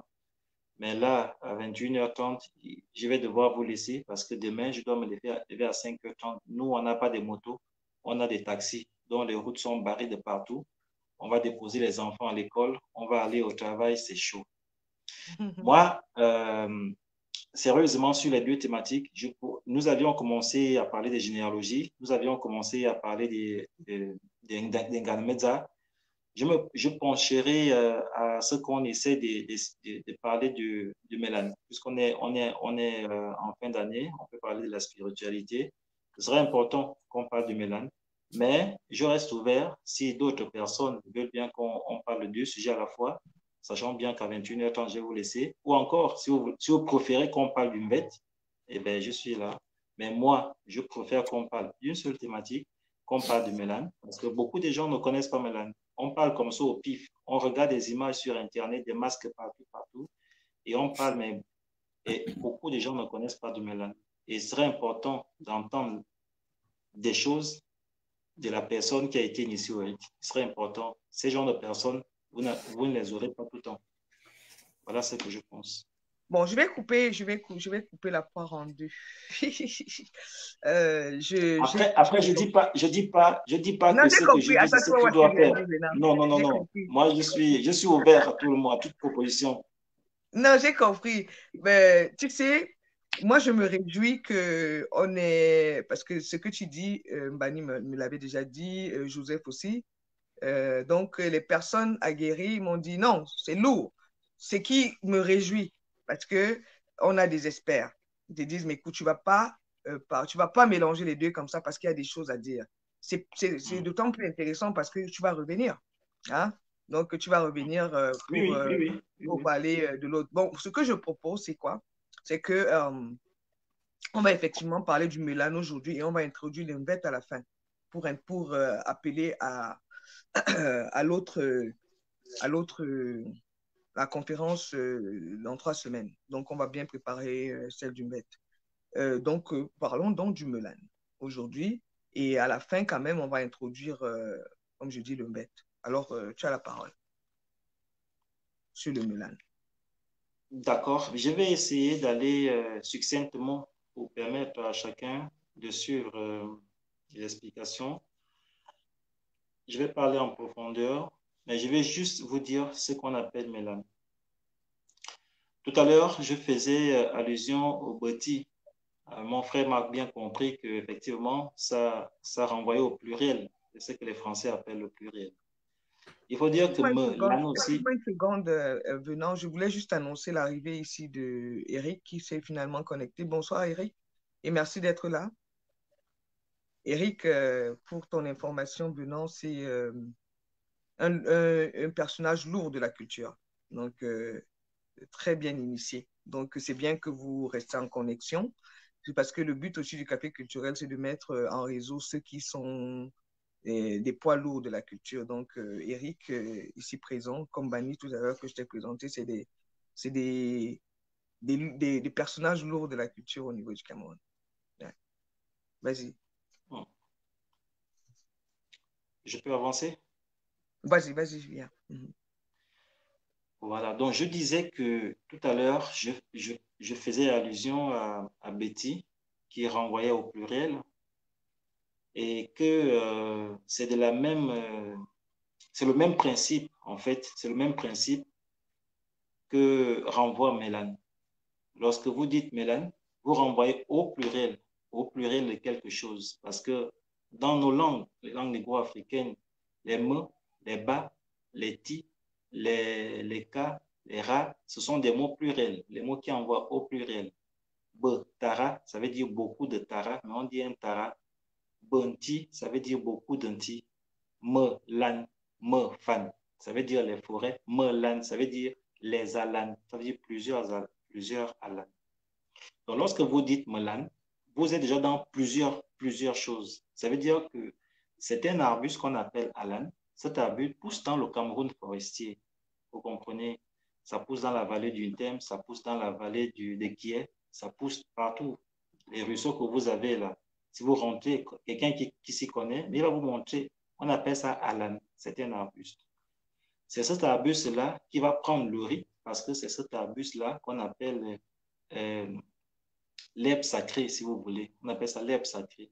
C'est cet herbe-là qui est fondamental dans le rite. Parce que c'est cet être-là qui va lier le corps physique et le corps astral. C'est cet herbe-là, c'est avec cet herbe-là qu'on va te faire les bains. On va te faire les purifications, on va te faire les bains, on va te faire l'initiation finale. Tout avec cette herbe-là. Donc, tout ce qu'on peut faire, tu veux parler aux ancêtres, tu veux manger le mets magique, tu veux faire la purification, c'est cet arbre-là, c'est un arbuste. Il ne pousse pas très haut, il ne pousse pas haut, c'est pas le koumé, c'est pas le belinga. C'est un arbuste qu'on prend et qu'on centralise dans le rite initiatique. Il est bien vrai que lorsqu'on fait le riz, on le mélange avec plusieurs choses, mais il reste quand même l'élément catalyseur du riz. C'est pourquoi il a pris le nom, le riz a pris le nom Malan chez les Antoumou. Ailleurs, il porte aussi plusieurs noms. Il ne faut pas dire que tout ce rite-là, qui est fondamentalement la religion du peuple Ekan, fondamentalement la religion du peuple Ekan, s'appelle seulement Melan. Non, il ne s'appelle pas seulement Melan. Il a beaucoup de noms. Certains peuples l'appellent par leur nom préféré en fonction des éléments catalyseurs du rite. D'accord? Donc, en gros, voilà un peu pour bien situer le nom même de Melan. Melan vient de Allah. Maintenant, est-ce que c'est un rite comme tout autre? Est-ce que c'est un rituel simplement? Non. Melan est un rite pluriel parce que c'est Melan qui nous donne le rite, le culte Beri, que vous entendez. C'est le culte Melan qui nous donne, c'est le rituel Melan qui nous donne le culte Beri. Parce que le Beri, lui, il est né du fait que lorsque un Gunmelan, ça veut dire qu'un prêtre traditionnel, fait son office, eh bien, il a l'autel. C'est son autel qui va consacrer les énergies. C'est son autel qui va capturer les énergies des ancêtres pour être transmises aux gens qui sont appelés à être initiés, donc aux serviteurs de Melan. C'est sur cet autel-là que vous allez voir poser un anse qui va ressembler à ce petit machin que je vous montre là. Ça, c'est chez moi, c'est dans ma chambre que ce truc-là est posé parce que quand je dors, il faudrait bien que je sois en sécurité. Donc, il sera posé un lanceur. Lanceur-là, c'est une boîte reliquaire si vous voulez, mais ce n'est pas une simple boîte. C'est une boîte dans laquelle on va mettre certains ossements, pas n'importe quels ossements, les ossements des ancêtres. Donc, à partir de ce petit rituel qui va se faire, certains invités au Melan vont passer des étapes pour devenir enfant initié au Melan. Et lorsque tu es initié au Melan, il y a encore un cheminement à faire pour être un gros Melan. Ça veut dire quelqu'un qui est prêt à être Melan. Chez les Ontumo, Melan, c'est la religion. C'est une religion. Pourquoi on dit une religion? On dit une religion parce que lorsque la création a été pensée par le Créateur et que les humains avaient pris conscience de l'existence de la transcendance, chaque peuple a mis au jour les trajets ou encore les chemins qui permettent à un être mortel de se connecter à la grande divinité. C'est ce qu'on a appelé les religions. Les Arabes, eux, là-bas, ils ont l'islam. Et ça m'étonnerait que des Arabes quittent là où ils vont souvent en Arabie Saoudite pour venir faire leur pèlerinage au Cameroun. Ce ne sera pas possible parce qu'ils vont vous dire ce n'est pas notre religion. Et comme il est aussi impossible aux papes, aux Occidentaux, d'aller en pèlerinage à la Mecque, ils vous diront que non, mais nous ne sommes pas musulmans, nous sommes des chrétiens. C'est de la même manière, nous aussi les Écans. Nous avons notre Melan, c'est notre religion, à nous, pas la religion de d'autres personnes, pas de syncrétisme, pas d'à peu près, c'est notre religion, à nous. Il faut vraiment le dire clairement, nous avons notre religion et notre religion s'appelle Melan. Est-ce que votre religion, vous la faisiez la nuit? Est-ce que vous la faisiez le jour? Non, tout se passait dans la journée, pas la nuit. Pas la nuit. La nuit, pour les anciens, c'était réservé pour le sommeil. Et pour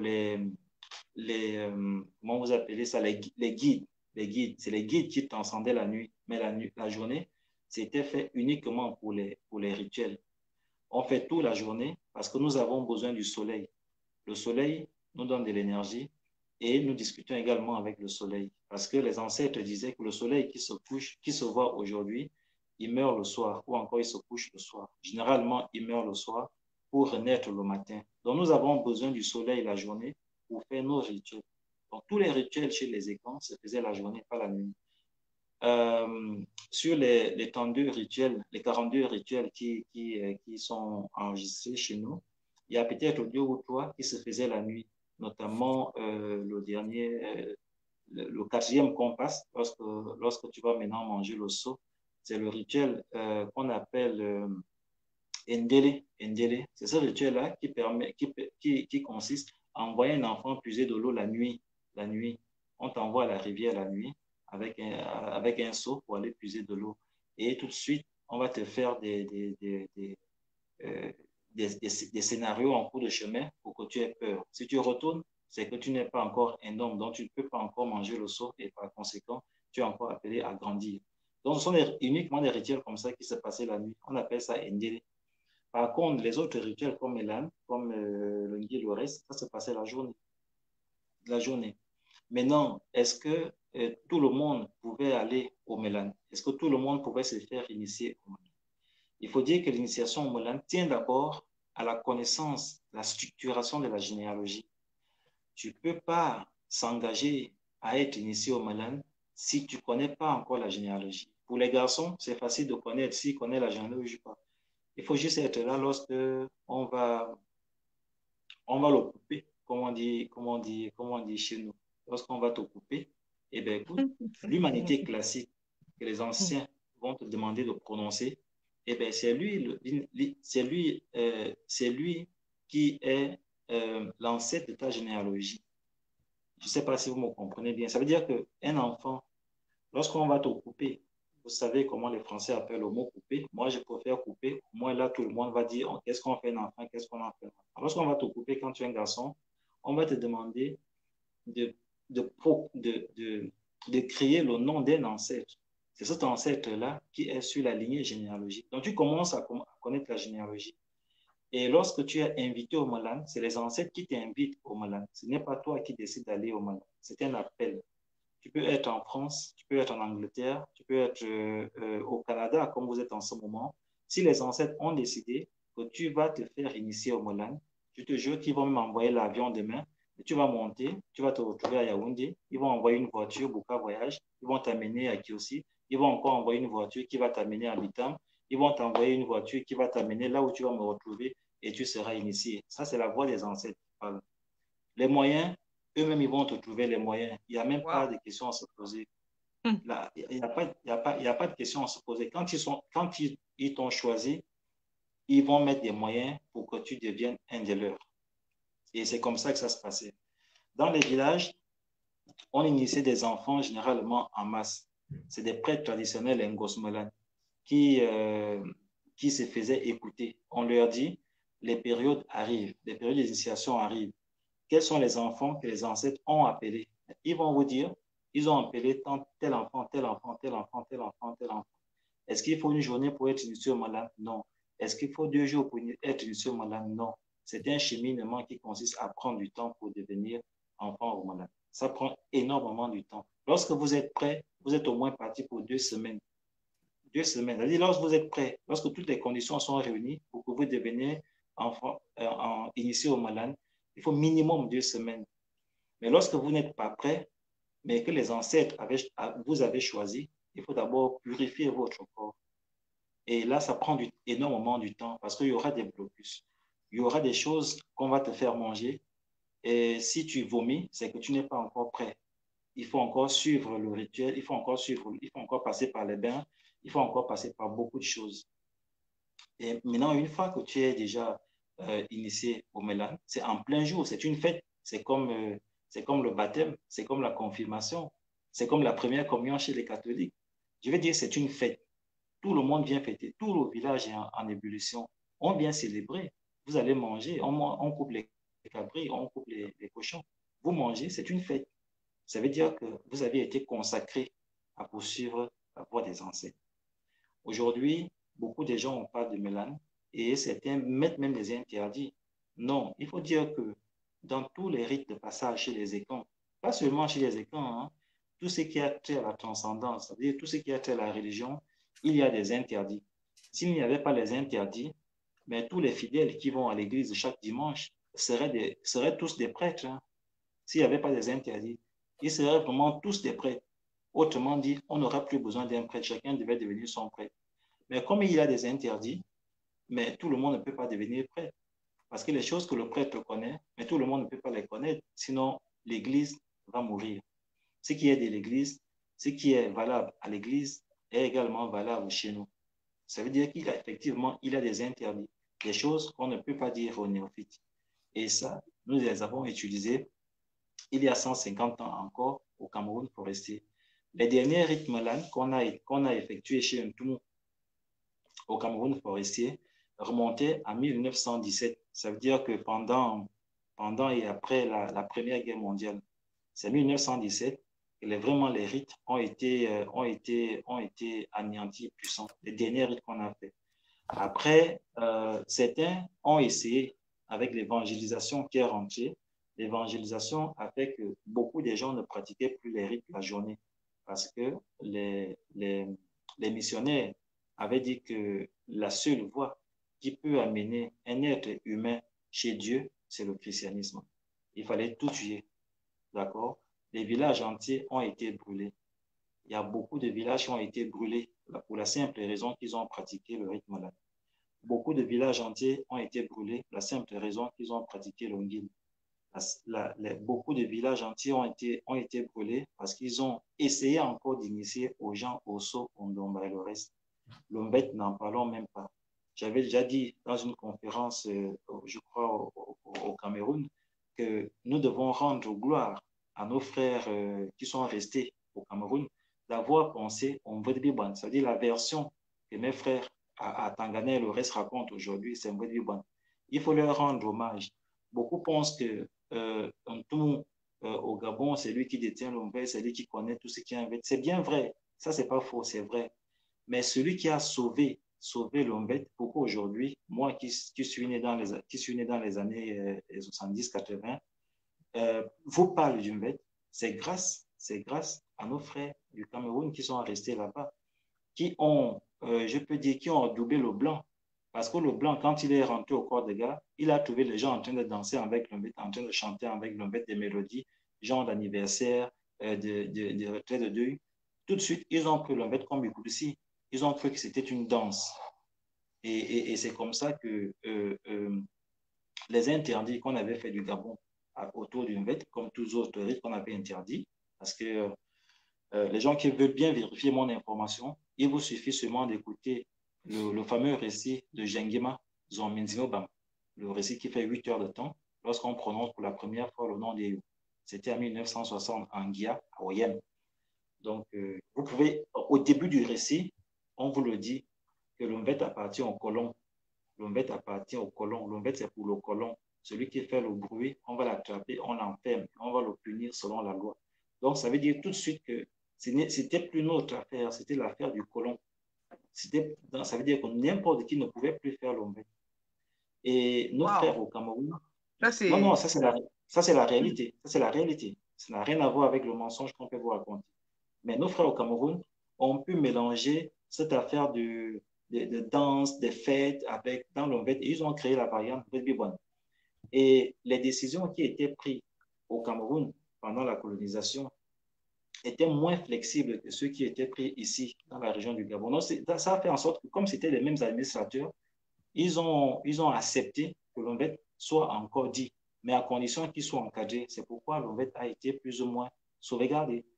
Mais si le génie et qu'on n'avait pas réagi au Cameroun forestier, mais l'Ombet serait fini aujourd'hui comme l'Ongil. Ça, c'est clair. Donc, c'est les mêmes coups durs qu'ont subi les 42 autres rites initiatiques de chez nous, y compris Mélan. Voilà en gros. Et comme vous savez, chaque culte ou encore chaque rite initiatique a une humanité classique. Ça veut dire la personne qui vous sert de pont entre vous, les vivants, ça veut dire le croyant, et Dieu. Cette personne dans Mélan s'appelle Nanango. Nanongo, c'était une déesse du peuple Ekan. C'est cette déesse-là qui était la bouche, l'oreille et les yeux de Dieu pour notre peuple.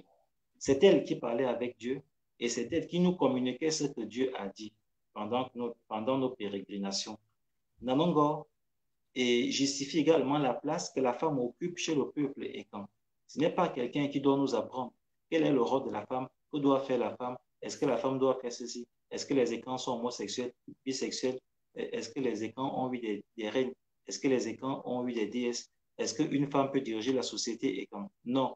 Nanango résolve même déjà toutes ces questions dans la pérégrination du peuple. Parce que c'est elle qui nous a laissé en héritage le rite initiatique qu'on appelle Malan, Nanango. Et tout initié au Malan qui ne vous parle pas d'Anango, soyez-en sûr d'une chose, il n'a pas terminé son initiation, même s'il avait commencé. Parce que dès lors que tu commences, on commence à te parler d'Anangon. Nanangon est dans le culte Malan, mais comme Jésus est dans le christianisme. Nanango est dans le culte Malan, comme Bouddha est dans le bouddhisme. Nanango est dans le culte Malan, comme Mahomet est dans l'islam. Ça veut dire que c'est notre humanité classique, à la seule différence que les autres humanités classiques sont des hommes, mais notre humanité classique est une femme. Et c'est Nanango. Donc, est-ce qu'aujourd'hui, on peut encore trouver des endroits où on pratique Malan? Sincèrement, je vais vous parler très honnêtement, mes maîtres et moi, nous avions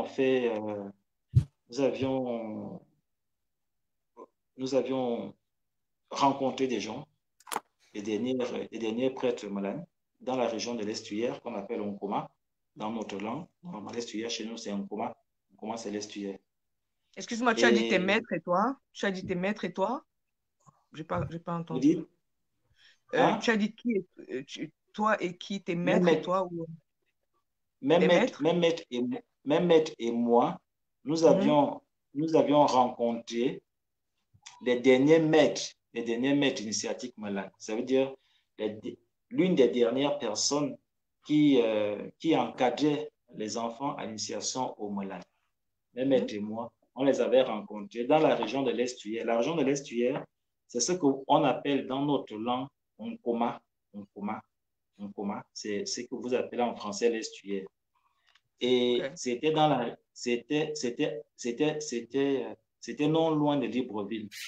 Ouais, non loin de Libreville. Au sorti de cette rencontre, mes maîtres ont écrit un ouvrage. L'ouvrage s'appelle Christianisme et Malan. D'accord? Ça veut dire qu'ils ont essayé de transcrire à l'intérieur le dialogue qu'ils ont eu avec les Ngun Malan, c'est-à-dire les prêtres initiateurs Malan. Dans cette retrouvaille, il y avait un prêtre catholique qui était mon maître, Abbé Noël Ngwangema. Si vous allez sur Internet, vous faites des recherches sur lui. C'était un prêtre initié au Malan, mais il était également un prêtre catholique. Il était un peu comme Mbagoso, initié au Malan, mais qui était aussi un prêtre catholique. Et mon deuxième maître c'était professeur Mvondon Simon-Pierre. Moi, j'étais jeune à cette époque. On était en 2010-2011. J'étais encore jeune. Au sorti de là, ils ont écrit le livre qu'on appelle Malan et christianisme. Donc, vous allez voir, quand vous allez acheter ce livre, vous allez voir un peu la vision de Malan. Comment Malan et le christianisme ont fait école dans notre sous-région. Voilà un peu, en gros, je voulais terminer par le livre que vous pouvez lire. Voilà un peu, en gros, ce que je voulais vous dire à propos de Malan. Je vous recommande vraiment... Le titre du livre, mon frère, le titre du livre? Le titre du livre, je le présente ici. Malan et christianisme. Malan et christianisme. Donc, vous pouvez la voir. Il a été écrit par Abbé Noël Ngwangema, vous voyez ici. Ngwangema et Simon-Pierre Mbondon. Donc, ça, ce sont mes maîtres. Et à l'intérieur, vous allez trouver les noms des personnes avec qui nous avions discuté récemment. Mais au moment où je vous parle, ils sont malheureusement partis. Les deux maîtres sont partis. Noël est parti. Mbondon est parti. Les deux prêtres traditionnels que nous avions rencontrés à l'intérieur, ils sont également partis. D'accord? Qu'est-ce que je peux encore vous dire? Est-ce que un initié, est-ce que Malan peut encore servir aujourd'hui au moment où le christianisme et l'islam sont en train de ronger les peuples. Il faut comprendre une chose. Il faut comprendre une chose. Les anciens, avant de quitter cette terre qu'on appelle le Cameroun forestier, ils avaient déjà pensé aux difficultés que leurs descendants allaient traverser. Ils avaient déjà pensé tout ça. C'est-à-dire que la colonisation était barbare. Mais nous n'allons pas rester éternellement à dire que la colonisation était barbare. Nous ne pouvons rien faire. Ils ont mis dans nos environnements, ça veut dire dans nos forêts, dans nos rivières, dans nos noms, dans nos environnements, ils ont catalogué, n'est-ce pas, l'esprit des ancêtres. Ils ont catalogué le génie et quand ils ont catalogué la divinité, même la divinité qui doit nous encadrer pour que nous repensions notre civilisation. Et repenser la civilisation passe par une prise de conscience, pas individuelle, mais collective. La prise de conscience ne tient pas compte des préjugés. La prise de conscience ne tient pas compte comment vous appelez ça, des m'as-tu vu. La prise de conscience ne tient pas compte de la foi. On n'a pas besoin de foi. La prise de conscience ne tient pas compte du faire beau. On n'est pas là pour se faire beau. On n'est pas là pour se faire aimer. La prise de conscience passe par des lois. Nous, les écrans, nous sommes des peuples des lois. C'est pourquoi on nous appelle les scribes. Parce que nous sommes des écrivains, nous sommes des écrans. Nous sommes des scribes. Et un écran doit respecter la loi. La loi, c'est la loi. Qu'elle t'arrange ou pas, tu dois la respecter. Et tu dois absolument tout faire pour ne pas tomber dans la loi. Et chaque personne qui est conforme à la loi, eh bien, devrait penser la civilisation. Et c'est comme ça que les Lumières ont été propagées. Aujourd'hui, nous sommes en train de faire un travail colossal au niveau du Gabon. Au niveau du Gabon, en créant l'ONG Génération Ekan. Et l'ONG Génération Ekan est la première entité au Gabon qui a regroupé encore les Ekans, pas pour faire les fêtes, mais pour repenser la civilisation, pour la protection des terres. Nous avions fait ça en 2018. On a regroupé tous les Ekans du Wellington à Oyem pour faire les journées de réflexion du Wellington. Et ces journées, au moment où je vous parle, le président actuel va faire un tour au Wellington et le rapport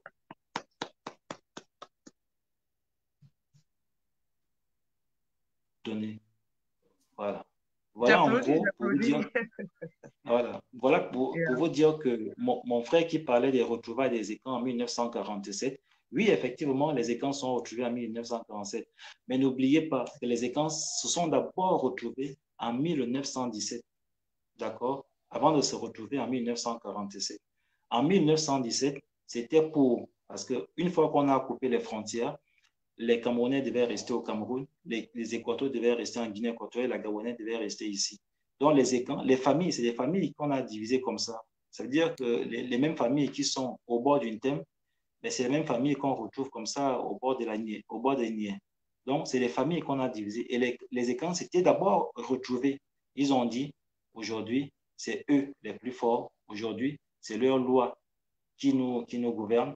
Nous avons le choix. Soit nous mourrons tous, on fait la résistance, nous mourrons tous, et on parlera d'un peuple qui habitait cette terre au nom des Ekans. Soit, eh bien, écoute, on trouve des stratégies pour qu'ensemble, on essaie de penser la civilisation en attendant que la nôtre se réveille.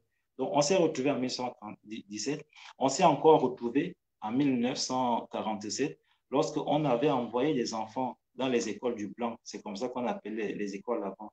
On a envoyé les enfants dans les écoles du Blanc pour qu'ils essayent un peu de penser comme le Blanc, pour que nous essayions un peu de faire des choses comme eux, se développer dans le Cameroun forestier, de penser autrement que ce que nous avons l'habitude de penser, et surtout d'associer notre civilisation, notre culture, nos traditions à ce que la civilisation moderne voudrait qu'elle soit. Un peu comme les Chinois l'ont fait.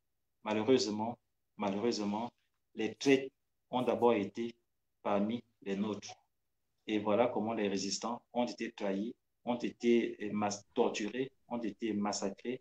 Et la civilisation aujourd'hui est passée comme ça là, comme si nous étions des valets, comme si nous n'avions pas un cerveau, et pourtant nous sommes un grand peuple. Et comme nous sommes un grand peuple, je pense qu'un grand peuple doit résoudre des grands problèmes. Voilà, merci. C'est ce que je voulais vous dire. Merci.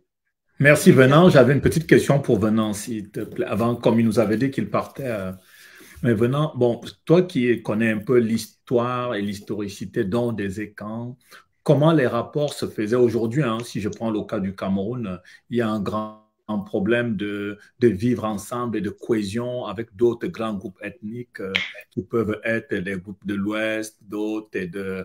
Voilà. Et comme tu as parlé aussi d'une question de... Vous aviez eu une réunion à un moment donné pour les terres. Comment Oui. est-ce que les écrans d'avant cohabitaient avec les autres pères, pas arriver à ces conflits-là et pour mieux gérer ces rapports avec d'autres communautés. Est-ce qu'aujourd'hui, des écrans d'aujourd'hui ont peut-être, à un moment donné, drop the ball? Ils n'ont pas bien géré ça et comment on peut refaire pour regresser la situation? Les écrans d'avant avec leurs voisins, les écrans d'avant avec leurs voisins, il y a toujours eu des conflits. Il n'y a peut-être pas eu de guerres, c'est vrai, mais il y a toujours eu des conflits. Dans l'histoire des civilisations, il y a toujours eu des conflits. Mais le mot guerre est un nouveau qui est arrivé avec la venue des colons, des Occidentaux. Comment on réglait des problèmes lorsque nous étions en conflit avec des voisins? Nous avions l'écoute. L'écoute. L'écoute, c'est le premier remède lorsque tu veux résoudre un problème. Aller avec l'idée que même si j'ai tort, même si j'ai raison, je peux également avoir tort. C'est ça l'écoute. C'est-à-dire que il peut arriver que, il arrivait chez nous, il arrivait lorsque nous sommes, je prends l'exemple tout bête, lorsque nous sommes installés, lorsque mes oncles sont installés à Bitam et Sandoun, mes oncles c'est les Sandoun. Lorsque les Sandoun sont arrivés à Bitam, il y avait déjà un peuple là qu'on appelait Essaor. Donc il y a eu une guerre entre Essaor et Sandoun. Bon, il y a eu un conflit entre Essaor et Sandoun. Et au sorti de là, c'est Sandoun qui a gagné le conflit. Mais vous savez quoi? Lorsque les pourparlers ont été entamés, c'est Essandone qui a été puni parce qu'il a infligé beaucoup de coups durs à ses frères. Beaucoup de coups durs à ses frères. Donc, Essandone, non seulement a gagné la guerre, a gagné le conflit, mais a encore subi parce qu'il devait rembourser absolument les dégâts qu'il avait fait subir à Essaor. Donc, ça, c'est des conflits territoriaux. C'est des peuples qui se sont battus comme ça. Maintenant, ce qui nous arrive aujourd'hui, c'est que nous ne sommes pas indépendants. Nous agissons parfois par un coup de pouce. Quelqu'un qui nous dit fais ceci, fais cela, fais ceci, fais cela. Nous ne sommes plus libres de nos pensées, de nos actions et de nos faits. Il arrive que quelqu'un te dise, non, mais va faire, c'est nous les plus forts, c'est nous qui sommes au pouvoir, nous pouvons faire ceci, nous pouvons faire cela. Mais non, ce n'est pas ça la résolution des conflits. La résolution de conflits ne se limite pas par le plus argenté, ça veut dire le plus riche. La résolution de conflits ne se limite pas par la force militaire. Ce n'est pas parce que vous détenez l'armée que vous allez forcément gagner un conflit. La résolution des conflits ne se limite pas parce que vous êtes nombreux par rapport aux autres. La résolution des conflits se limite par l'écoute attentive. Tu écoutes l'autre et tu trouves une solution qui peut faire en sorte que vous deux, vous continuez à exister. Mais comme vous l'aviez été autrement. Et le corps de garde était là pour nous. Au corps de garde, il y avait des agents spéciaux pour résoudre des conflits. Et comme il y avait également des agents spéciaux pour manger, lorsqu'il faut manger, beaucoup manger, il y avait des gens qui mangeaient beaucoup. Donc, il y avait également des gens qui étaient spécialisés pour la résolution des conflits. On les a envoyés en émissaire dans un village voisin et ils vont aller écouter d'abord. Ils vont écouter les plaidoyers, ils vont écouter les mécontentements, ils vont écouter. Après, ils viennent rendre compte. Les autres aussi envoient leurs émissaires. Et tout ça, là, ça se passe en catimini. Ce n'est pas tout le monde qui est au courant que les émissaires ont été envoyés. Lorsqu'on envoie ces émissaires-là, nous, on n'est pas au courant. Ça se passe entre les grands là-bas. Vous serez au courant lorsqu'on vous dira que la fête va s'organiser un peu de temps avec qui nous avions eu des conflits et nous allons nous retrouver pour manger le festin, le buffet ou encore le bœuf ensemble. Et c'est là que vous vous rendez compte en fait. Mais on avait fait la bagarre. Mais aujourd'hui, on se retrouve. Qu'est-ce qui s'est passé? On vous dira que les anciens sont allés demander des excuses là-bas. Et voilà comment la cohabitation a été pacifique. Les écans au Gabon, nous sommes passés de Bitam, Oyem, Minzik.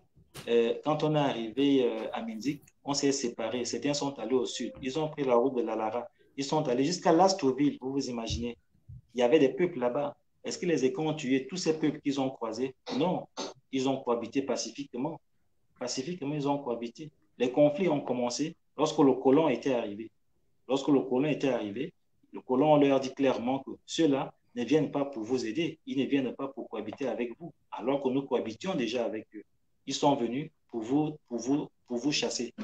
Donc, il faut maintenant armer les autres peuples, puisque quand on parle d'armer, ça veut dire qu'on leur donne des fusils. Il faut armer les autres peuples et commencer la guerre avec nous. Et c'est comme ça que les vraies guerres vont commencer. Ça, et la résolution de ces guerres-là ne demande plus votre simple accord ou encore vos simples pourparlers. La résolution de ces conflits, ça demande déjà l'interférence même de celui qui a donné les armes. Parce qu'il faudrait bien dire à la personne qui a donné les armes de ne plus donner les armes pour que les peuples se tuent. Tant que vous n'appelez pas la personne par son nom, mais il continue toujours à donner les armes et les peuples vont continuer à se tuer. En 2017, lorsqu'on m'avait appelé pour donner mon point de vue sur la crise qui se passait en Centrafrique, lorsque les frères s'entretuaient, les Balaka et les Séléka. C'était le même conflit.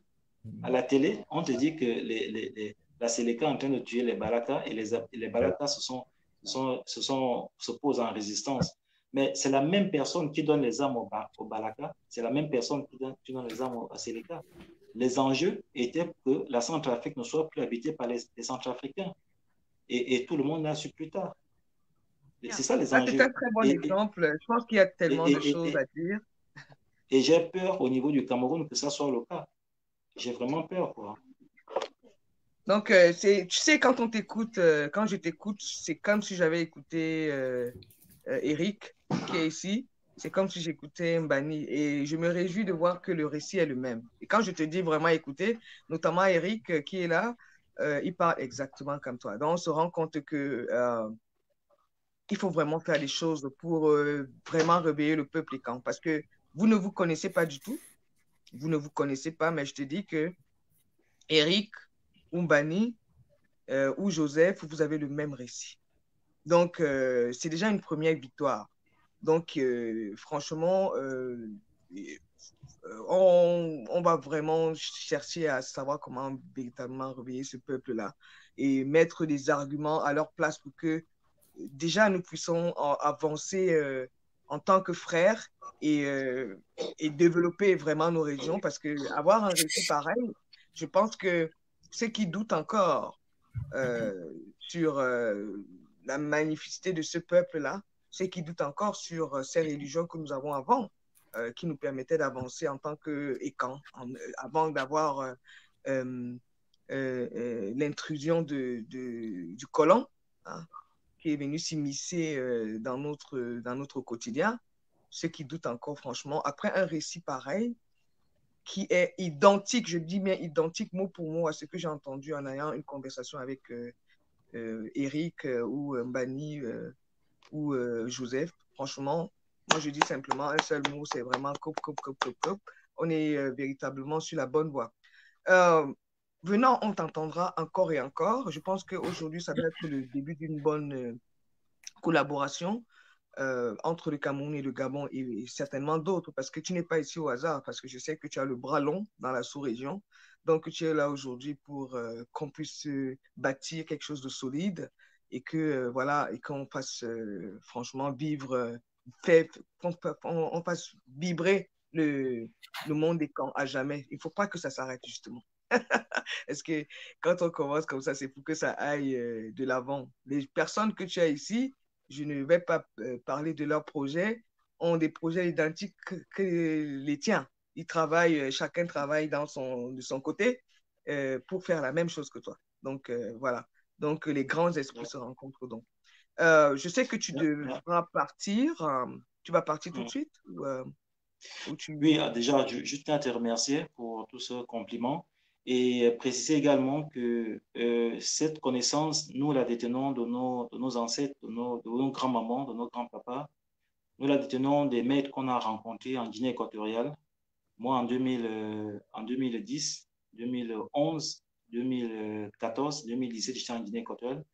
Et je suis reparti en 2019 parce que le maître était gravement malade. Aujourd'hui, il est décédé. Beaucoup sont décédés, beaucoup des maîtres que j'ai rencontrés. Et ils ont tous été unanimes. Il faut partager les connaissances. Faut pas, ne les garde pas dans ton cerveau. Fais quelque chose pour que les générations à venir en profitent. Nous avons donc créé en 2017 une école, l'école qu'on appelle Siko-les-Camps. Siko-les-Camps, c'est une grande école qu'on a créée à Libreville en 2017 où la Sierre des Ancêtres se crée. Cette école est divisée en 5 modules. Et donc, en ligne, vous pouvez adhérer, vous pouvez vous inscrire et chacun choisit son module.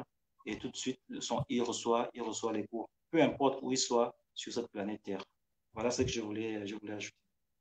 Donc, je suis très ravie que tu présentes tes activités. Moi, j'ai une question à propos de ça parce que certains ici ont les mêmes projets. Et du coup, est-ce qu'il pourrait avoir une synergie d'action? On devrait travailler là-dessus parce que si on veut véritablement faire un bloc, c'est-à-dire que travailler ensemble pour que ce soit plus en lumière, parce que les psychologues et comme psychologues, plusieurs personnes, Eric par exemple, il enseigne, Bani enseigne aussi, et autres et tout. Donc du coup, je pense que véritablement, on va en discuter après, en off, pour voir un peu comment est-ce qu'on peut faire une synergie d'action là où tout le monde trouve son intérêt dans, dans, dans ce combat que nous essayons de mener là. Je pense que si on se met ensemble, ça aura plus d'impact, notamment pour faire revivre les langues. Étant donné que nous ne parlons pas, nous sommes tous écans, mais on ne parle pas la même langue. Voir un peu comment est-ce qu'on peut travailler en synergie pour que Siko-les-Camps, qui existe déjà chez toi, qui existe aussi ailleurs, que ce puisse être quelque chose de global, là où nous tous nous allons et on se dit, bon voilà, si on veut avoir le savoir sur le monde des camps, on clique ici, voilà. Bon, je ne sais pas comment ça peut se faire, mais pour moi, je donne une idée pareille pour savoir si on peut travailler en synergie. Je ne sais pas si Mbani, Eric, Ona, est-ce que vous aviez des questions pour Venant? Parce qu'il est 3h35, je pense qu'il va partir. Oui, c'est ça. Bientôt, je vais partir. Donne-nous encore 15 minutes. Après, je vais entendre Ona et on va terminer par Mbani et Eric. Allô, Josiane? Oui. Oui, excusez, je m'excuse, c'est Vex Aoumou. Donc, j'interviens là parce que je suis en route en réalité pour Kiossi pour aller chercher une délégation gabonaise qui arrive là et qui doit faire 8 jours au Cameroun. Là, c'est dans le cadre culturel. Donc, une visite de fraternité entre Ekan, du Gabon et du Cameroun. Donc, c'est pour ça que j'ai un peu raté les premières minutes parce que j'étais en route. Et comme il manque de carburant, là, actuellement, on vit un peu la galère.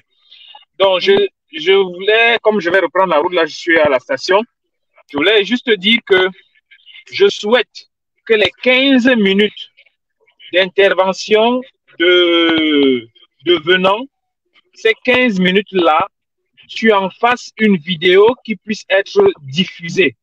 Vraiment large diffusion parce que là, il a résumé. Ouais, il a résumé le Mélan, il a tout dit. Bravo, mon frère, vraiment. Je suis très content de ton exposé. C'est quelque chose. Si j'étais pas dans les bruits, j'allais t'interrompre en applaudissant. Que vraiment, merci beaucoup. Et voilà. On continue le combat, on continue. On va y arriver. Les ancêtres sont avec nous. Et merci beaucoup.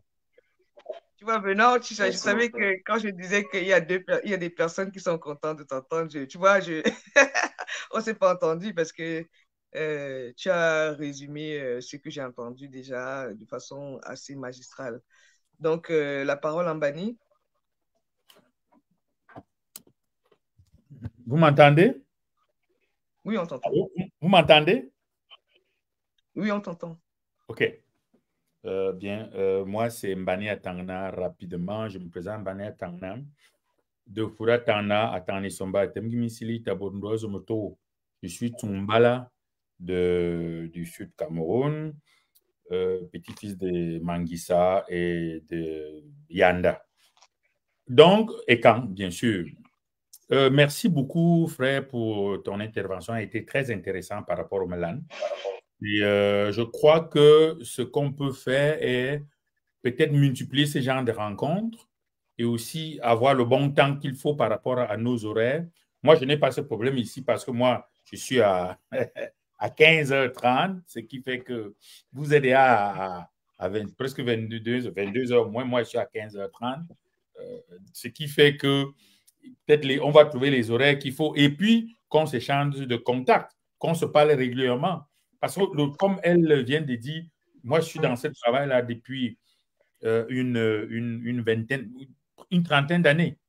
Et tu te bats de ton côté, Aoumou de son côté, mon frère qui est là de son côté, chacun de son côté. On peut voir comment rapprocher nos efforts, rapprocher nos idées et tout. Donc, quand on se donne nos contacts, quoi. Elle est là, elle peut être notre lien, elle a mon contact, elle a le tien. Quand ce champ de contact, c'est l'élément principal que je voulais dire. Il y avait beaucoup de choses à dire, à appuyer ou à se questionner sur ce que tu as, mais je pense que l'intéressant serait juste de voir les prochaines collaborations, c'est quand et c'est comment. C'est peut-être là il faut regarder. Donc, merci beaucoup pour tout le travail et pour tous les enseignements. Je pourrais intervenir sur beaucoup de points là, mais je pense qu'on pourrait rester intervenir plus tard, étant donné que tu sois parti. C'est peut-être mieux que s'il y a des gens qui ont des questions plus pertinentes qui te les posent. Mais je peux te dire merci beaucoup et tous les encouragements pour qu'on puisse travailler ensemble. Merci. Nous allons travailler ensemble. Je pense que Benoît rentrera d'ici avec les étoiles dans les yeux. Tu vois que le choix n'était pas mauvais de te faire venir. Nous avons été vraiment très ravis de t'écouter et surtout de voir que, je le dis et je le répète, t'écouter aujourd'hui et voir que le récit que tu as est similaire, vraiment similaire à celui que nous avons au Cameroun. Ça veut dire que nous sommes sur la bonne voie. Je le dis et je le répète. Ça veut dire que ce ne sont pas des choses au hasard. Donc, le savoir est celui-là. Sauf que tout à l'heure, là, tu as vraiment résumé en... Et que la réception, s'il n'est pas bonne, il risque bien m'entendre. Tu as résumé en une quinzaine de minutes ce que nous voulons entendre, la quintessence même du culte Mélan. Mais je vois que tu as encore beaucoup de choses à dire. Donc, du coup, on saura comment programmer. Ona, est-ce que Ona, sa connexion est revenue ou pas?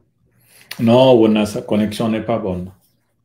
Aïe, aïe, aïe. On a toujours ce problème avec Ona. Bon. Ah, elle essaie de se connecter par un autre canal. OK. D'accord. Alors, quand je oui. Ona, on t'entend. Allô? Voilà. Oui. Vous m'entendez? Absolument. Vas-y. Bien. Oui, est-ce que tu avais une question? Ok, je voulais dire, oui. Je voulais dire rapidement deux petites choses. J'ai des problèmes de réseau ici. C'est pour ça que ça fuit, je reviens. La première des choses, c'est que le Mélan est parmi l'un des rites de revendication du Tso, en fait, qui avait été interdit, comme tout le monde le sait. Le Tso est le rite des rites chez nous, pour dire ça entre nous, comme on pourrait le dire. La première des choses, c'est celle-là. Et Pardon? Tu veux dire et le Tso dont est le... Le Tso, oui. Tso, il veut dire Tso, et non Tso, je pense. Si je me trompe. OK, certainement. Vous êtes des spécialistes, des experts. Parce que Tso aussi, c'est un autre qui n'est pas le même. Je ne sais pas si on comprend. Le Tso, c'est quand il y a deux choses. C'est un autre concept. Oui. TS, c'est quand il y a eu décès par le sang. Le sang s'est versé brusquement et on doit réparer, laver cette situation grave-là. Alors que le Tso, c'est du Tso dont parle M. Owona. Le SO, SO, non du TSO, TSO. C'est dans la tête. Non. Allô? Oui, on se comprend, non? Oui, monsieur Joseph, vas-y. Vas-y. Oui, je disais donc, oui, est-ce qu'ils m'entendent même? Oui, vas-y, monsieur Joseph, vas-y. Oui, je disais donc que c'était l'un des rites mis en place pour revivifier le tso qui avait été interdit par les Blancs. Vous savez, dans les années 70 au Cameroun, ça n'existait plus en fait. On a donc mis en place. Oui. Il n'y a pas de retour. Joseph, est-ce que tu On a donc mis en place des rites. Oh là, on ne s'entend pas. On a donc mis en place des rites pour essayer de remettre un certain nombre de choses en place qui piquaient dans ce rite, des rites qui est le tso en fait. Ça, c'est la première des choses. Donc, et la deuxième des choses, c'est que les nouveaux rites donc, qui apparaissent, notamment le Melan, le Ngi ou bien le Velkwa, ont cette particularité qu'ils acceptent les hommes et les femmes. Ça, c'est deux choses essentielles. Pour le reste, c'est que... Oh, c'est dommage. C'est dommage, il n'a pas de retour. Mais monsieur Mbani, est-ce que tu peux nous expliquer la différence entre les deux dont tu parlais ou peut-être venant rapidement? Parce que le SO, c'est l'école de formation des jeunes garçons qui avait l'autre pendant, le Muvungu, qui était l'école de formation des jeunes filles. Le tso, c'est maintenant le rite qu'on fait lorsque le sang s'est versé de façon accidentelle. Parce que les camps ne prévoient pas que son sang se verse de façon accidentelle. C'est pas moi, une arme blanche, un coup de feu, pendaison ou quelque chose. Là, on fait donc le rite tso pour laver ce sang-là qui s'est versé parce que si on ne le lave pas, les malheurs vont s'abattre à toute la génération. Donc, continue à s'abattre. Et Venant, est-ce que tu as une précision à aborder là-dessus avant que tu parles? Oui, en fait, c'est comme mon frère Atangani vient de le dire. Hein. C'est-à-dire que lorsque tu prononces so, il faut bien mettre l'accent. On joue sur les accents ici. Lorsque vous dites so, c'est autre chose. Ça n'a rien à voir avec un rite initiatique. Le so, c'est la purification. Il y a eu un sang versé, on veut nettoyer, on ne veut plus que ça arrive. Il y a un so qui est un rite. Je vous ai dit tout à l'heure, lorsqu'on vous fait le rite de ne plus avoir peur, lorsque vous êtes garçon, on vous envoie d'abord dans une rivière puiser de l'eau. On vous envoie pour vous faire endélé. Et lorsque vous allez revenir là-bas, on va vous faire manger le seau. Ça, c'est maintenant un rite de fabrication d'un garçon. Ça veut dire qu'un garçon peut déjà être au corps de garde et peut déjà manger certaines choses que les hommes mangent. Ça, c'est le seau. Après, il y a un troisième seau qui veut dire un rite initiatique ancestral qui a les mêmes vertus, sinon les mêmes caractéristiques que Melan Kondomba. C'est un rite initiatique ancien. Donc, vous avez là 3 éléments du sceau. Il faut maintenant préciser celui dont vous voulez vous voulez donc parler. Vous avez 3. Peut-être qu'il voulait plus parler de celui qui est initiatique, celui dont tu parles là, donc qui est un peu comme le Mélan, peut-être, oui. Oui, effectivement, j'ai compris ça par la suite. Mais il faut dire que je ne pense pas que la manière dont il explique ça a été interdit. Après, Mélan est né. Je ne crois pas, hein. Peut-être qu'il pourra bien m'expliquer. Je voulais vraiment qu'il explique dessus, mais peut-être c'est dommage qu'il expliquait. C'est dommage qu'il soit in, mais comme il a des problèmes s'il te plaît, Pierre-Amand, c'est dommage qu'il soit in and out, mais je pense qu'on va essayer de régler ce problème de connexion qu'il a. Oui, en fait, ce que je sais, et c'est important que je partage ce que je sais, c'est que c'est un peuple chez Ekan, de la nation Ekan, avait donné des noms au rite ancestral. Chez Ntoumou, on lui a donné le nom de Melan. Chez Okak, on lui a donné le nom de Ndomba. Chez Mve, on lui a donné le nom de So. Donc, en fait, c'est la manifestation d'un même rite initiatique. Et ça, c'est important à savoir. Donc, il faut qu'on se rapproche de toi pour avoir cette expérience-là. Chez Ntoumou, c'est uniquement les hommes qui le pratiquaient, uniquement les hommes. Mais chez Fan, chez femmes. Mais il y a des femmes, c'est des femmes qui le pratiquaient.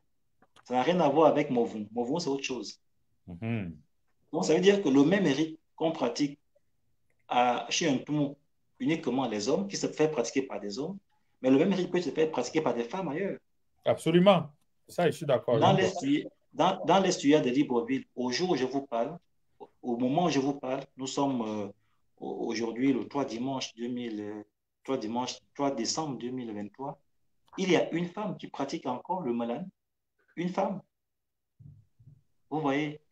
Donc, c'est des choses comme ça que, bon, quand tu découvres ça, tu dis, oh, ah bon, donc ça se fait aussi par des femmes. Parce que la divinité, l'ancestralité, la transcendance, la science, chez nous, on ne dissocie pas les femmes d'avec les hommes. Absolument. Je vous ai dit tout à l'heure que vous ne pouvez pas parler de Melan sans parler de la femme. La femme est celle-là qui nous a tout donné.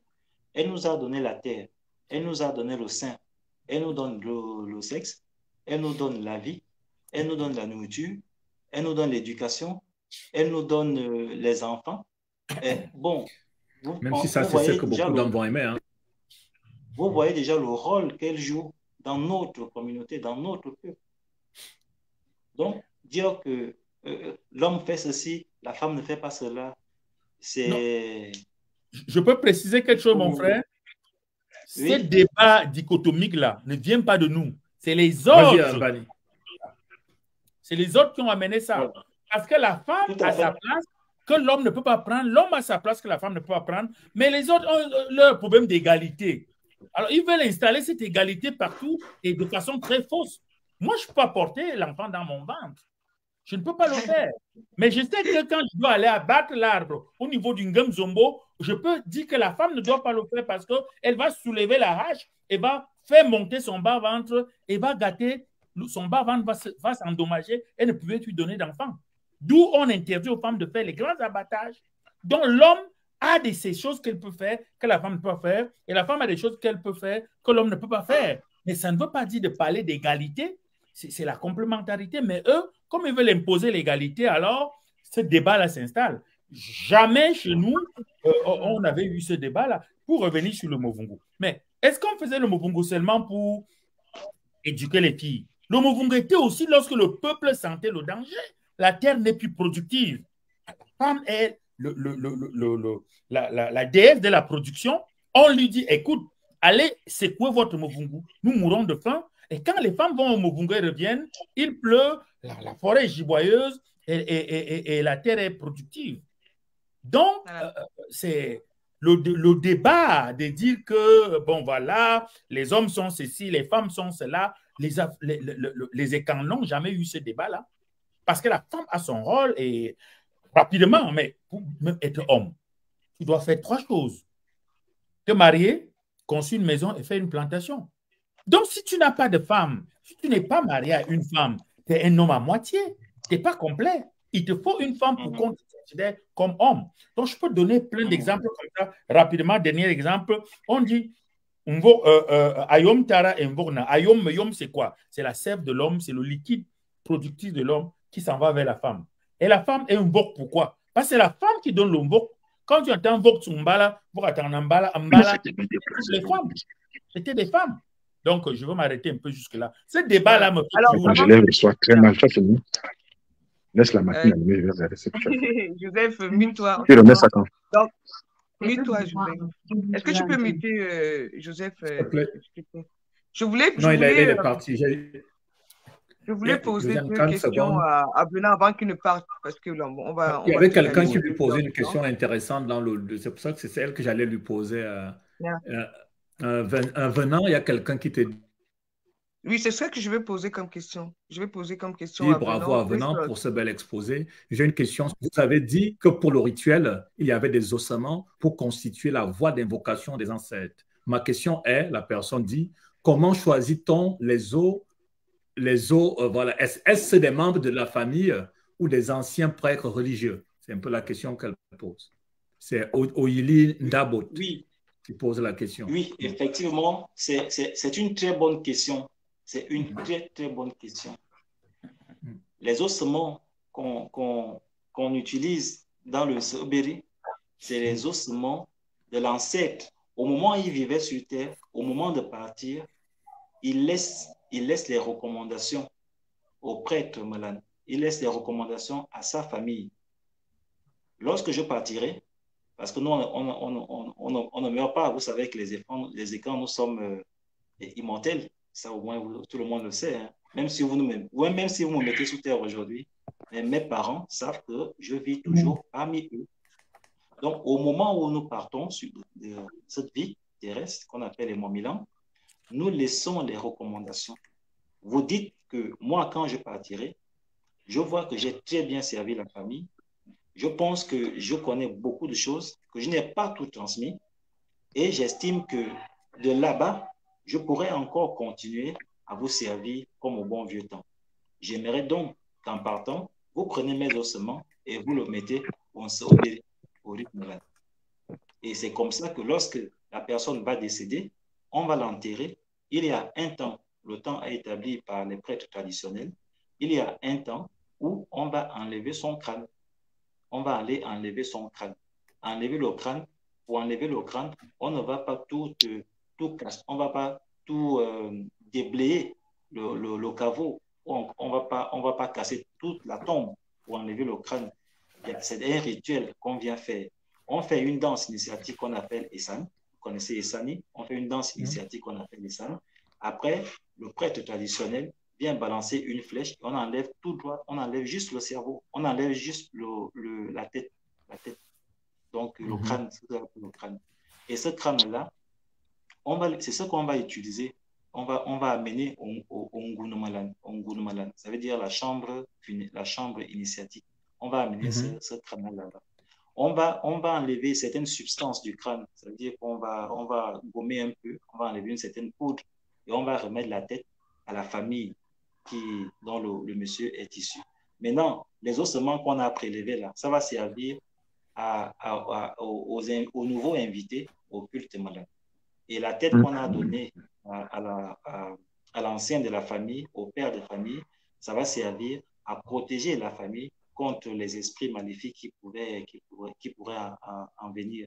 Et aussi pour que l'ancêtre qui devient déjà crâne, comme on voit, continue à leur donner les bénéfices pour continuer à bien vivre dans l'existence. Ça veut dire l'abondance. C'est un rite d'abondance.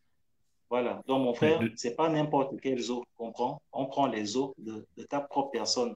C'est la filiation, c'est le sang. De l'ancêtre de la famille, quoi. Merci, Bénin. Oui. Je pense que quand on t'écoute aujourd'hui, parlant de ces ossements-là, moi, j'avais prévu qu'on va en reparler parce que tu vas revenir. On va refaire un thème qui sera après le MVET. Hein.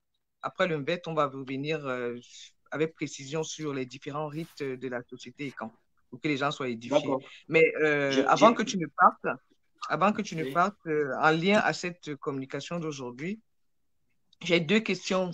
L'une qui vient de quelqu'un qui a réagi tout à l'heure là, en disant ça revient de façon récurrente, de savoir est-ce qu'on est obligé de parler de ça en monde visio. Moi, c'est une question, c'est une réaction que je ne comprends pas. Déjà, Mbani, je faisais le café culturel, Mbani parlait et les gens se disaient, mais est-ce qu'on a besoin de parler de ça? Est-ce que tu peux répondre à ça? Est-ce que tu peux répondre aux frères en leur disant ce que tu penses de pouvoir diffuser le savoir monde visio comme ça? Qu'est-ce qu'on dit qu'on ne devrait pas dire? Et la deuxième question, c'est en lien, comme je te l'ai dit, on est à la fin des fins d'année. J'ai demandé comment est-ce que les camps se projettent sur cette fête de fin d'année. Est-ce que nous pouvons fêter Noël? Voilà, je vais poser ça comme ça simplement. D'accord, je vais essayer de résumer. Hein. Il y a tellement de questions. Vas-y, maintenant. Noël, c'est la fête des autres. Voilà, j'ai compris que est-ce qu'on est obligé de parler de Mélan en visio? Ou de d'autres choses, hein, ou de d'autres choses culturelles, parce que c'est le débat qui revient souvent, oui. Déjà, moi, je dis, il n'y a même pas un débat. Ce n'est pas un débat, il faut dire oui. Il faut dire à tout le monde oui. D'accord? Les chrétiens n'ont pas honte de porter la croix.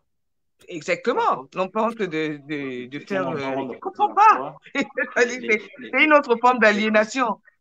Voilà. Donc, je tiens de ça parce que j'étais faire une conférence au sud du Gabon, dans la province à Mouila, là-bas.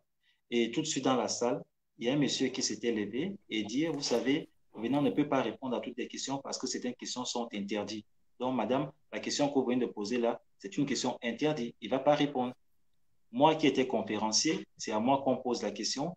Et j'ai juste demandé au monsieur, dans quel rite êtes-vous initié? Oh non, mais parce qu'on m'a dit que c'était interdit. Non, je dis non, mais c'est moi le conférencier, c'est moi qui suis initié au rite. Je suis passé par la mort. Donc, laissez-moi au moins dire à la personne que c'est interdit ou pas. Maintenant, moi, je vous dis que ce n'est pas interdit. Et je lui réponds. Et je lui ai répondu. Donc, parfois, c'est pour dire que des gens qui parfois ne connaissent pas les rites, je suis obligé de parler ainsi, mais sont les premières personnes à vous dire que telle chose est interdite, alors que telle chose n'est pas interdite. Tout à l'heure, je vous ai parlé des choses. Il y a beaucoup de choses que des gens estiment interdites que je vous ai dit ce soir. Non, je pense véritablement pour intervenir là-dessus que si je t'ai donné la parole pour répondre à ça, c'est parce que nous venons de t'entendre de façon très magistrale et on sait qu'on a affaire ici à un initié. Et donc, il aurait fallu que cette réponse vienne d'une personne comme toi, comme d'autres personnes. Bani a essayé plusieurs fois de dire aux gens, mais les gens ne comprennent pas. Mais quand il y a ça de façon récurrente, comme Eric, malheureusement, Eric n'est pas là, qui parle aussi de façon prolixe, hein, il est généreux dans la transmission et il le dit, il faut le dire. Donc, du coup, c'est bien qu'aujourd'hui, on ait ces réponses-là et que, franchement, qu'on sorte, que les frères, là, parce que c'est une sœur, qu'on sorte de cette aliénation. Au contraire, pour ceux qui nous écoutent, il faudrait comprendre que nous sommes là pour diffuser le savoir et pour asseoir la nation et camp. On peut dire ça comme ça, pour asseoir le peuple et camp. Parce que quand je parle de nation, c'est peut-être un gros mot, mais je pense que nous sommes en train de nous réunir et de resserrer les liens pour être encore plus forts comme on était avant. Donc, il faut que les gens le comprennent. On est là pour diffuser ce savoir, écoutez, prenez les notes, allez chercher. On a présenté un livre tout à l'heure. Allez lire, achetez le livre que Benoît a présenté. Informez-vous et venez discuter de façon avertie. Au lieu de se poser des questions, venez en tant qu'écan. Venez ici pour parfaire votre formation parce que nous faisons ce café culturel parce que nous voulons participer à la diffusion des informations. Moi, je ne suis pas initiée. Ou disons, je ne suis pas encore. Je ne suis pas initiée et je vous amène ici des personnes qui vont vous édifier de façon professionnelle, je vais dire ça comme ça, de façon qui vous diffusent le savoir tel qu'ils l'ont reçu. Moi, je suis content qu'on ait ici Venant qui dit « J'ai été initié ». Bravo, mon frère.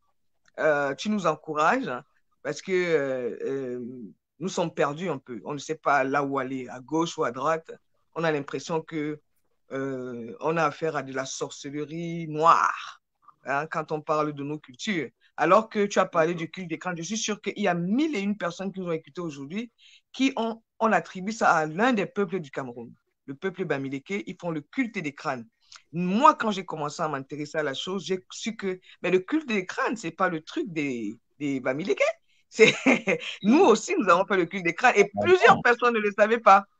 Donc, et l'Église catholique en a son culte des crânes. Voilà, ils donc plusieurs personnes. Vous savez, Josiane, vous savez, lorsque vous prenez les pères fondateurs de l'Église, d'accord, je peux citer plusieurs, hein, je peux citer une douzaine, mais regardez seulement celui qui a fait l'exégèse de l'Église. On l'appelle Saint Augustin. Lorsque Saint Augustin avait été appelé par le pape pour venir penser l'Église, il avait dit au pape à cette époque, il ne peut pas rédiger quelque chose s'il n'a pas le crâne de son grand-père. Voilà. Et s'il n'a pas le crâne de son grand-père. Et à chaque fois qu'il rédigeait, le crâne était toujours posé sur la table. Toujours.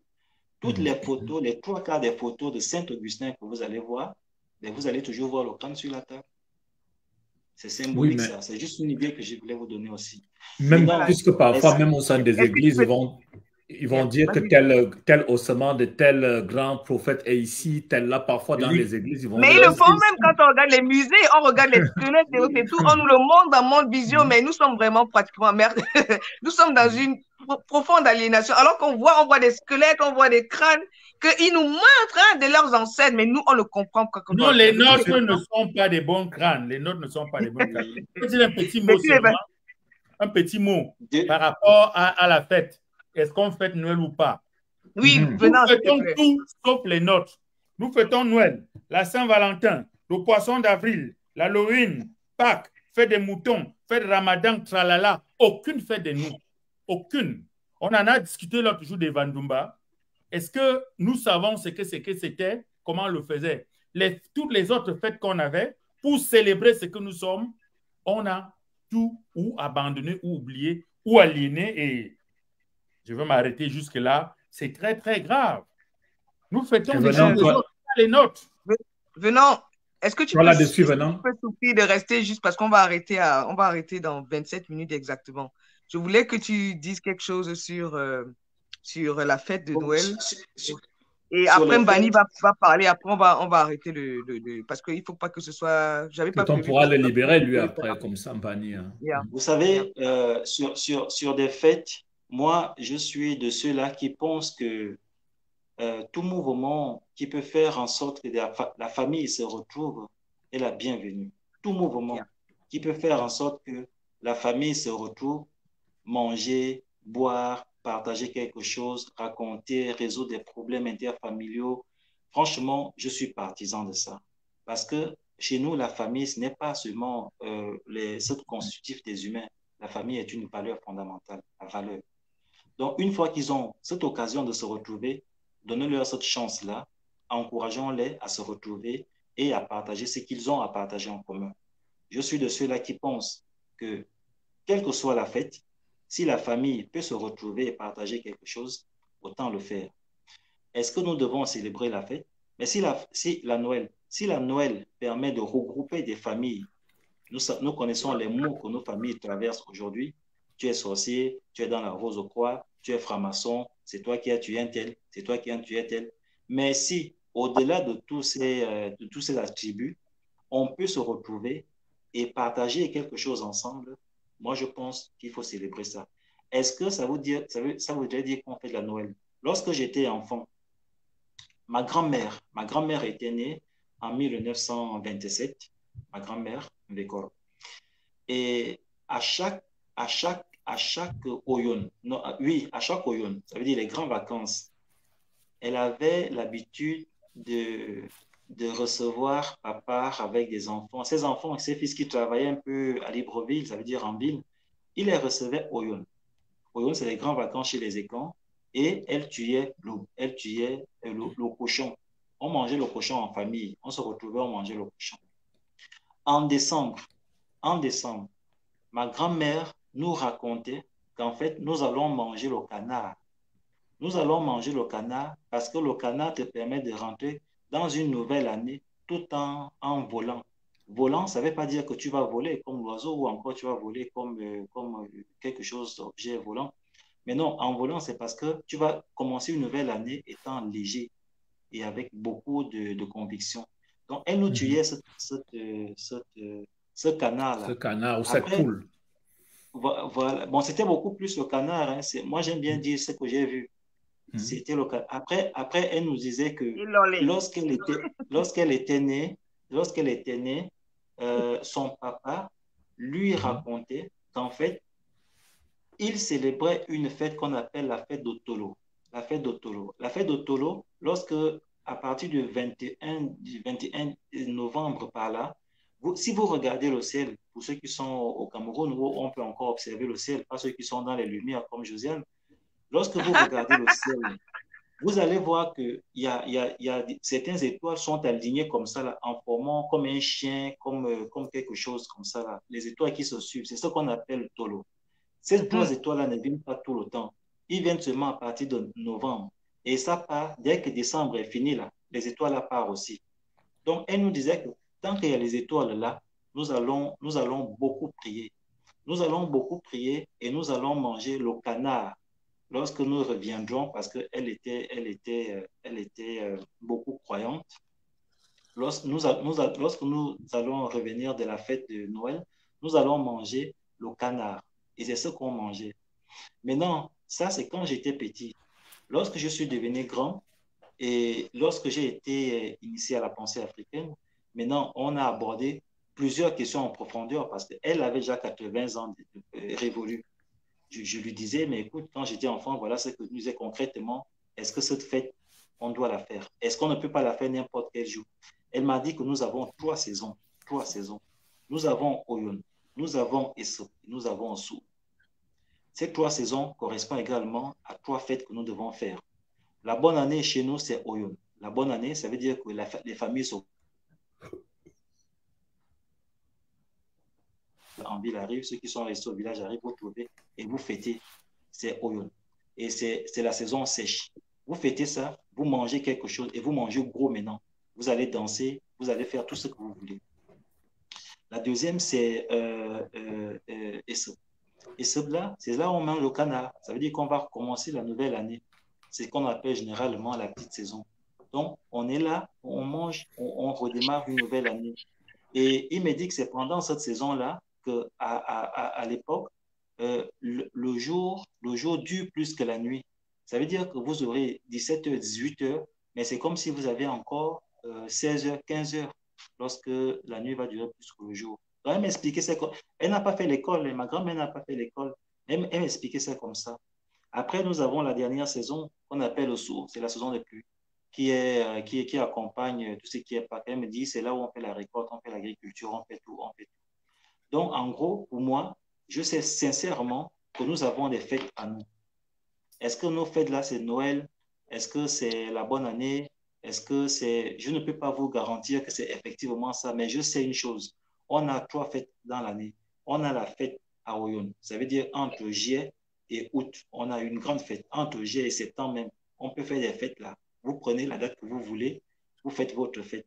Après, les autres 3 mois, octobre, novembre, décembre, on a une fête qu'on appelle Tolo, ou encore on appelle Mfuma dans nos langues. Ça veut dire la fête des Lumières. Cette fête des Lumières, on mange l'oiseau, on est bien, on se sent bien lorsque la nouvelle année va commencer. Après, les 3 autres mois qui vont suivre, les 4 autres mois qui vont suivre, c'est cette fête-là où on prépare maintenant comment on va rentrer. On va rentrer à Oyon. Comment on va rentrer au Oyon. Donc, on fait des semences, on fait des économies en banque, on fait des semences pour bien récolter lorsqu'on va retrouver nos familles. Maintenant, est-ce que ces fêtes-là correspondent aux fêtes chrétiennes? Est-ce que ces fêtes-là correspondent aux fêtes musulmanes? Est-ce que ces fêtes-là correspondent aux fêtes rosicruciennes? Je ne peux pas, je ne suis pas. Moi, je suis satisfait par la réponse. Donc, l'idée n'était pas... Là, je vais appeler mes enfants, on va manger. L'idée n'était pas de savoir si on fait une comparaison. Hein. Non. Moi, je suis satisfait de la réponse que tu donnes parce que j'apprends que nous avons des fêtes. Donc, il faut rentrer dans le monde ayant sa réalité. C'est-à-dire que si tu vas en Chine, tu vas voir que les Chinois fêtent de la Noël, ça ne veut pas dire qu'ils n'ont pas leur calendrier. Ils ont leur fête à eux. Donc, c'est nous le problème. Ce n'est pas le fait de fêter Noël, c'est la réponse que moi je vais avoir. C'est-à-dire que ce n'est pas le fait de fêter Noël qui est un problème. C'est le fait de ne pas fêter nos fêtes à nous. Personne ne nous interdit de mettre nos fêtes en lumière par rapport à notre réalité. Par exemple, Bani m'a parlé d'une fête qu'on appelle chez nous Ebandumba, qui est assimilée à peu près à celle de, si j'ai bien compris, à celle d'Halloween, là où on part dans les maisons pour aller cogner. Bani, on va oui, c'est la fête de début d'année. On allait de porte en porte donner des cadeaux. Voilà. Et des cadeaux. Voilà, donc tu vois, c'est des choses comme ça. Ça renvoyait à quoi? Ça renvoyait à quelque chose de précis. Tu as une explication assez claire, précise de ce que ta grand-mère te disait, qui renvoyait à une réalité. C'était par rapport au temps, c'était par rapport aux semences. Ce qui est véritablement ce que les Blancs font aussi, hein, les Européens et autres et tout, ça a une signification. Donc le problème n'est pas le problème n'est pas de fêter Noël en termes. Et je suis vraiment satisfait de ta réponse. Le problème est de savoir ce que nous voulons transmettre, nous, aux enfants. Comment est-ce qu'on se rassemble? Comment est-ce que nous nous mettons ensemble pour célébrer nos cultures, pour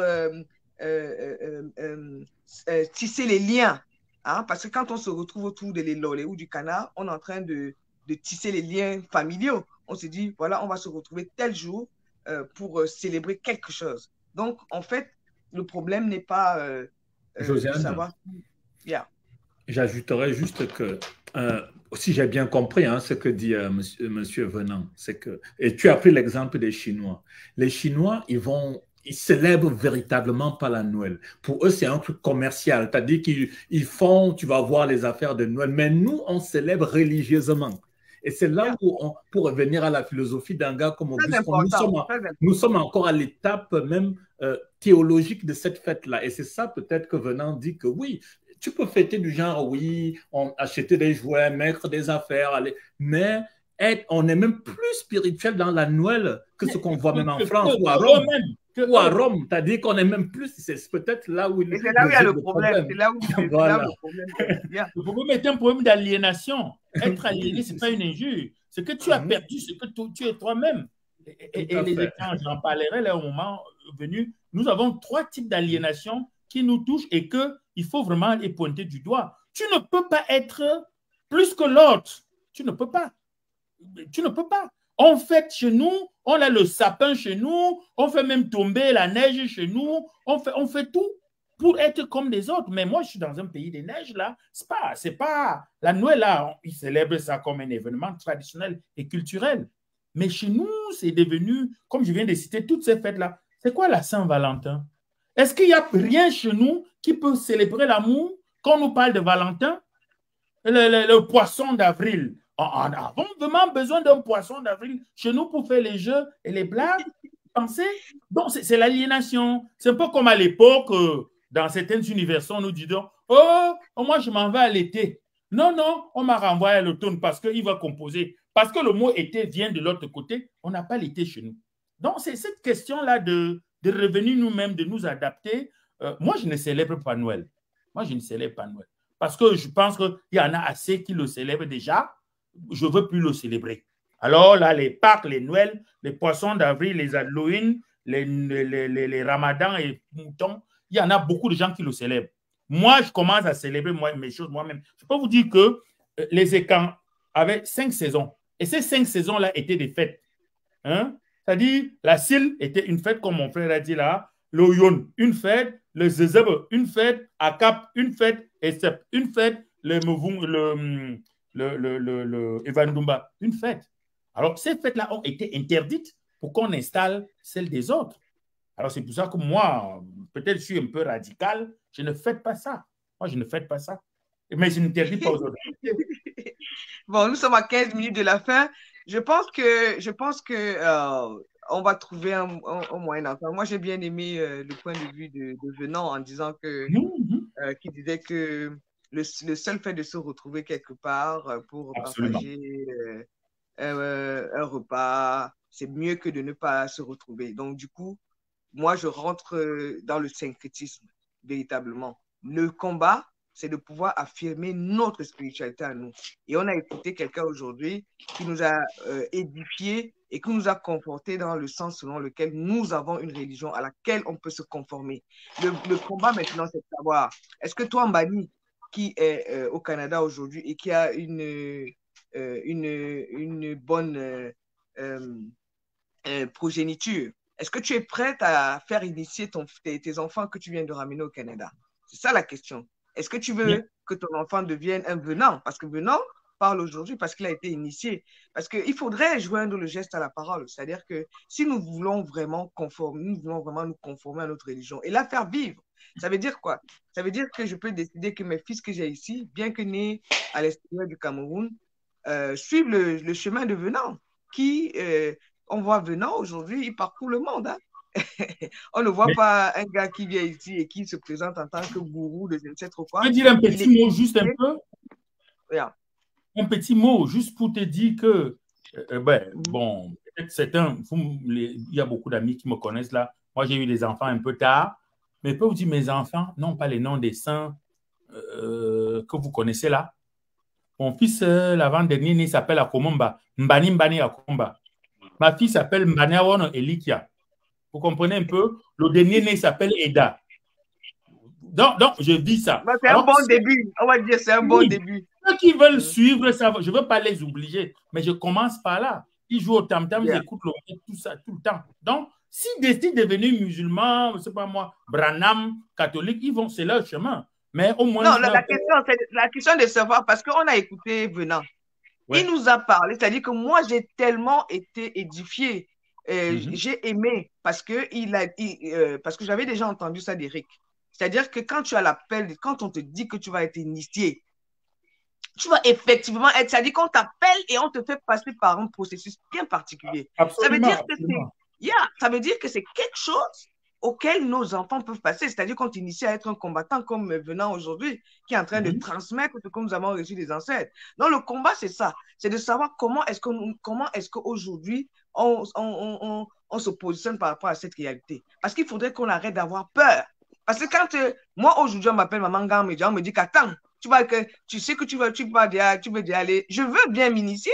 Parce qu'aujourd'hui, quand moi je l'écoute, je me dis, mais tiens, pourquoi est-ce que je devrais avoir peur? Puisque j'ai en face de moi quelqu'un qui a été initié. De quoi est-ce qu'on devrait avoir peur? Puisqu'on te transmet. Mais moi, quand on me parle de ça, on me dit, mais on va te mettre des choses, tu auras le crapaud dans le ventre, tu auras ceci. Donc, ces choses-là, il va falloir qu'on en parle un peu plus en profondeur. Donc, du coup, on te fait peur. Hein? On me dit qu'attends, quand on va t'initier, tu auras le crapaud. Le crapaud dans le ventre. Et du coup, Est-ce que c'est pas ça, les vous? Tu n'auras pas les vous si on va te faire ça? Non, mais ça, il faut savoir. Moi, je n'ai pas entendu. C'est-à-dire que quand j'ai écouté Venant tout à l'heure, j'ai écouté, c'est-à-dire, comment dire, je vais faire une analogie. Si tu es asiatique et que tu pratiques les arts martiaux, il y a des étapes auxquelles il y a des étapes. On te dit que tu ne peux pas accéder à tel si tu n'as pas encore fait ça. On te tape. C'est-à-dire que tu dois pouvoir, et c'est la même chose que moi j'ai écouté ce soir. Pourquoi est-ce que nous, on n'irait pas là-dessus? Josiane, peut-être par rapport à tes craintes, si on peut laisser Venant et Mbani nous instruire là-dessus, par rapport aux craintes que tu avais, qu'on va te mettre des choses dans le ventre et autres. Oui, Venant, par exemple, là on a encore 10 minutes. Voilà, vas-y. Lui, il va t'amener, il est l'expert là dans le Mélan. Je veux juste poser une question que pour devenir ingénieur, qu'est-ce qu'il faut faire? Pour devenir docteur, qu'est-ce qu'il faut faire? Pour devenir médecin, qu'est-ce qu'il faut faire? Est-ce que les gens n'en meurent pas? Moi, j'en connais qui ont perdu la tête pendant leurs études, devenus fous, se suicider ou perdre leur mariage ou ceci. Ces étapes-là, il faut t'y donner. Est-ce que tu es capable d'y arriver? Tu arrives. Si tu n'es pas capable, tu arrêtes. Mais ce n'est pas nos initiations qui sont pires. Il y en a pire ailleurs, dans d'autres types d'initiations. Mais le problème, c'est quoi? Cette peur-là a été fabriquée, a été installée et instituée et continue encore aujourd'hui à être installée.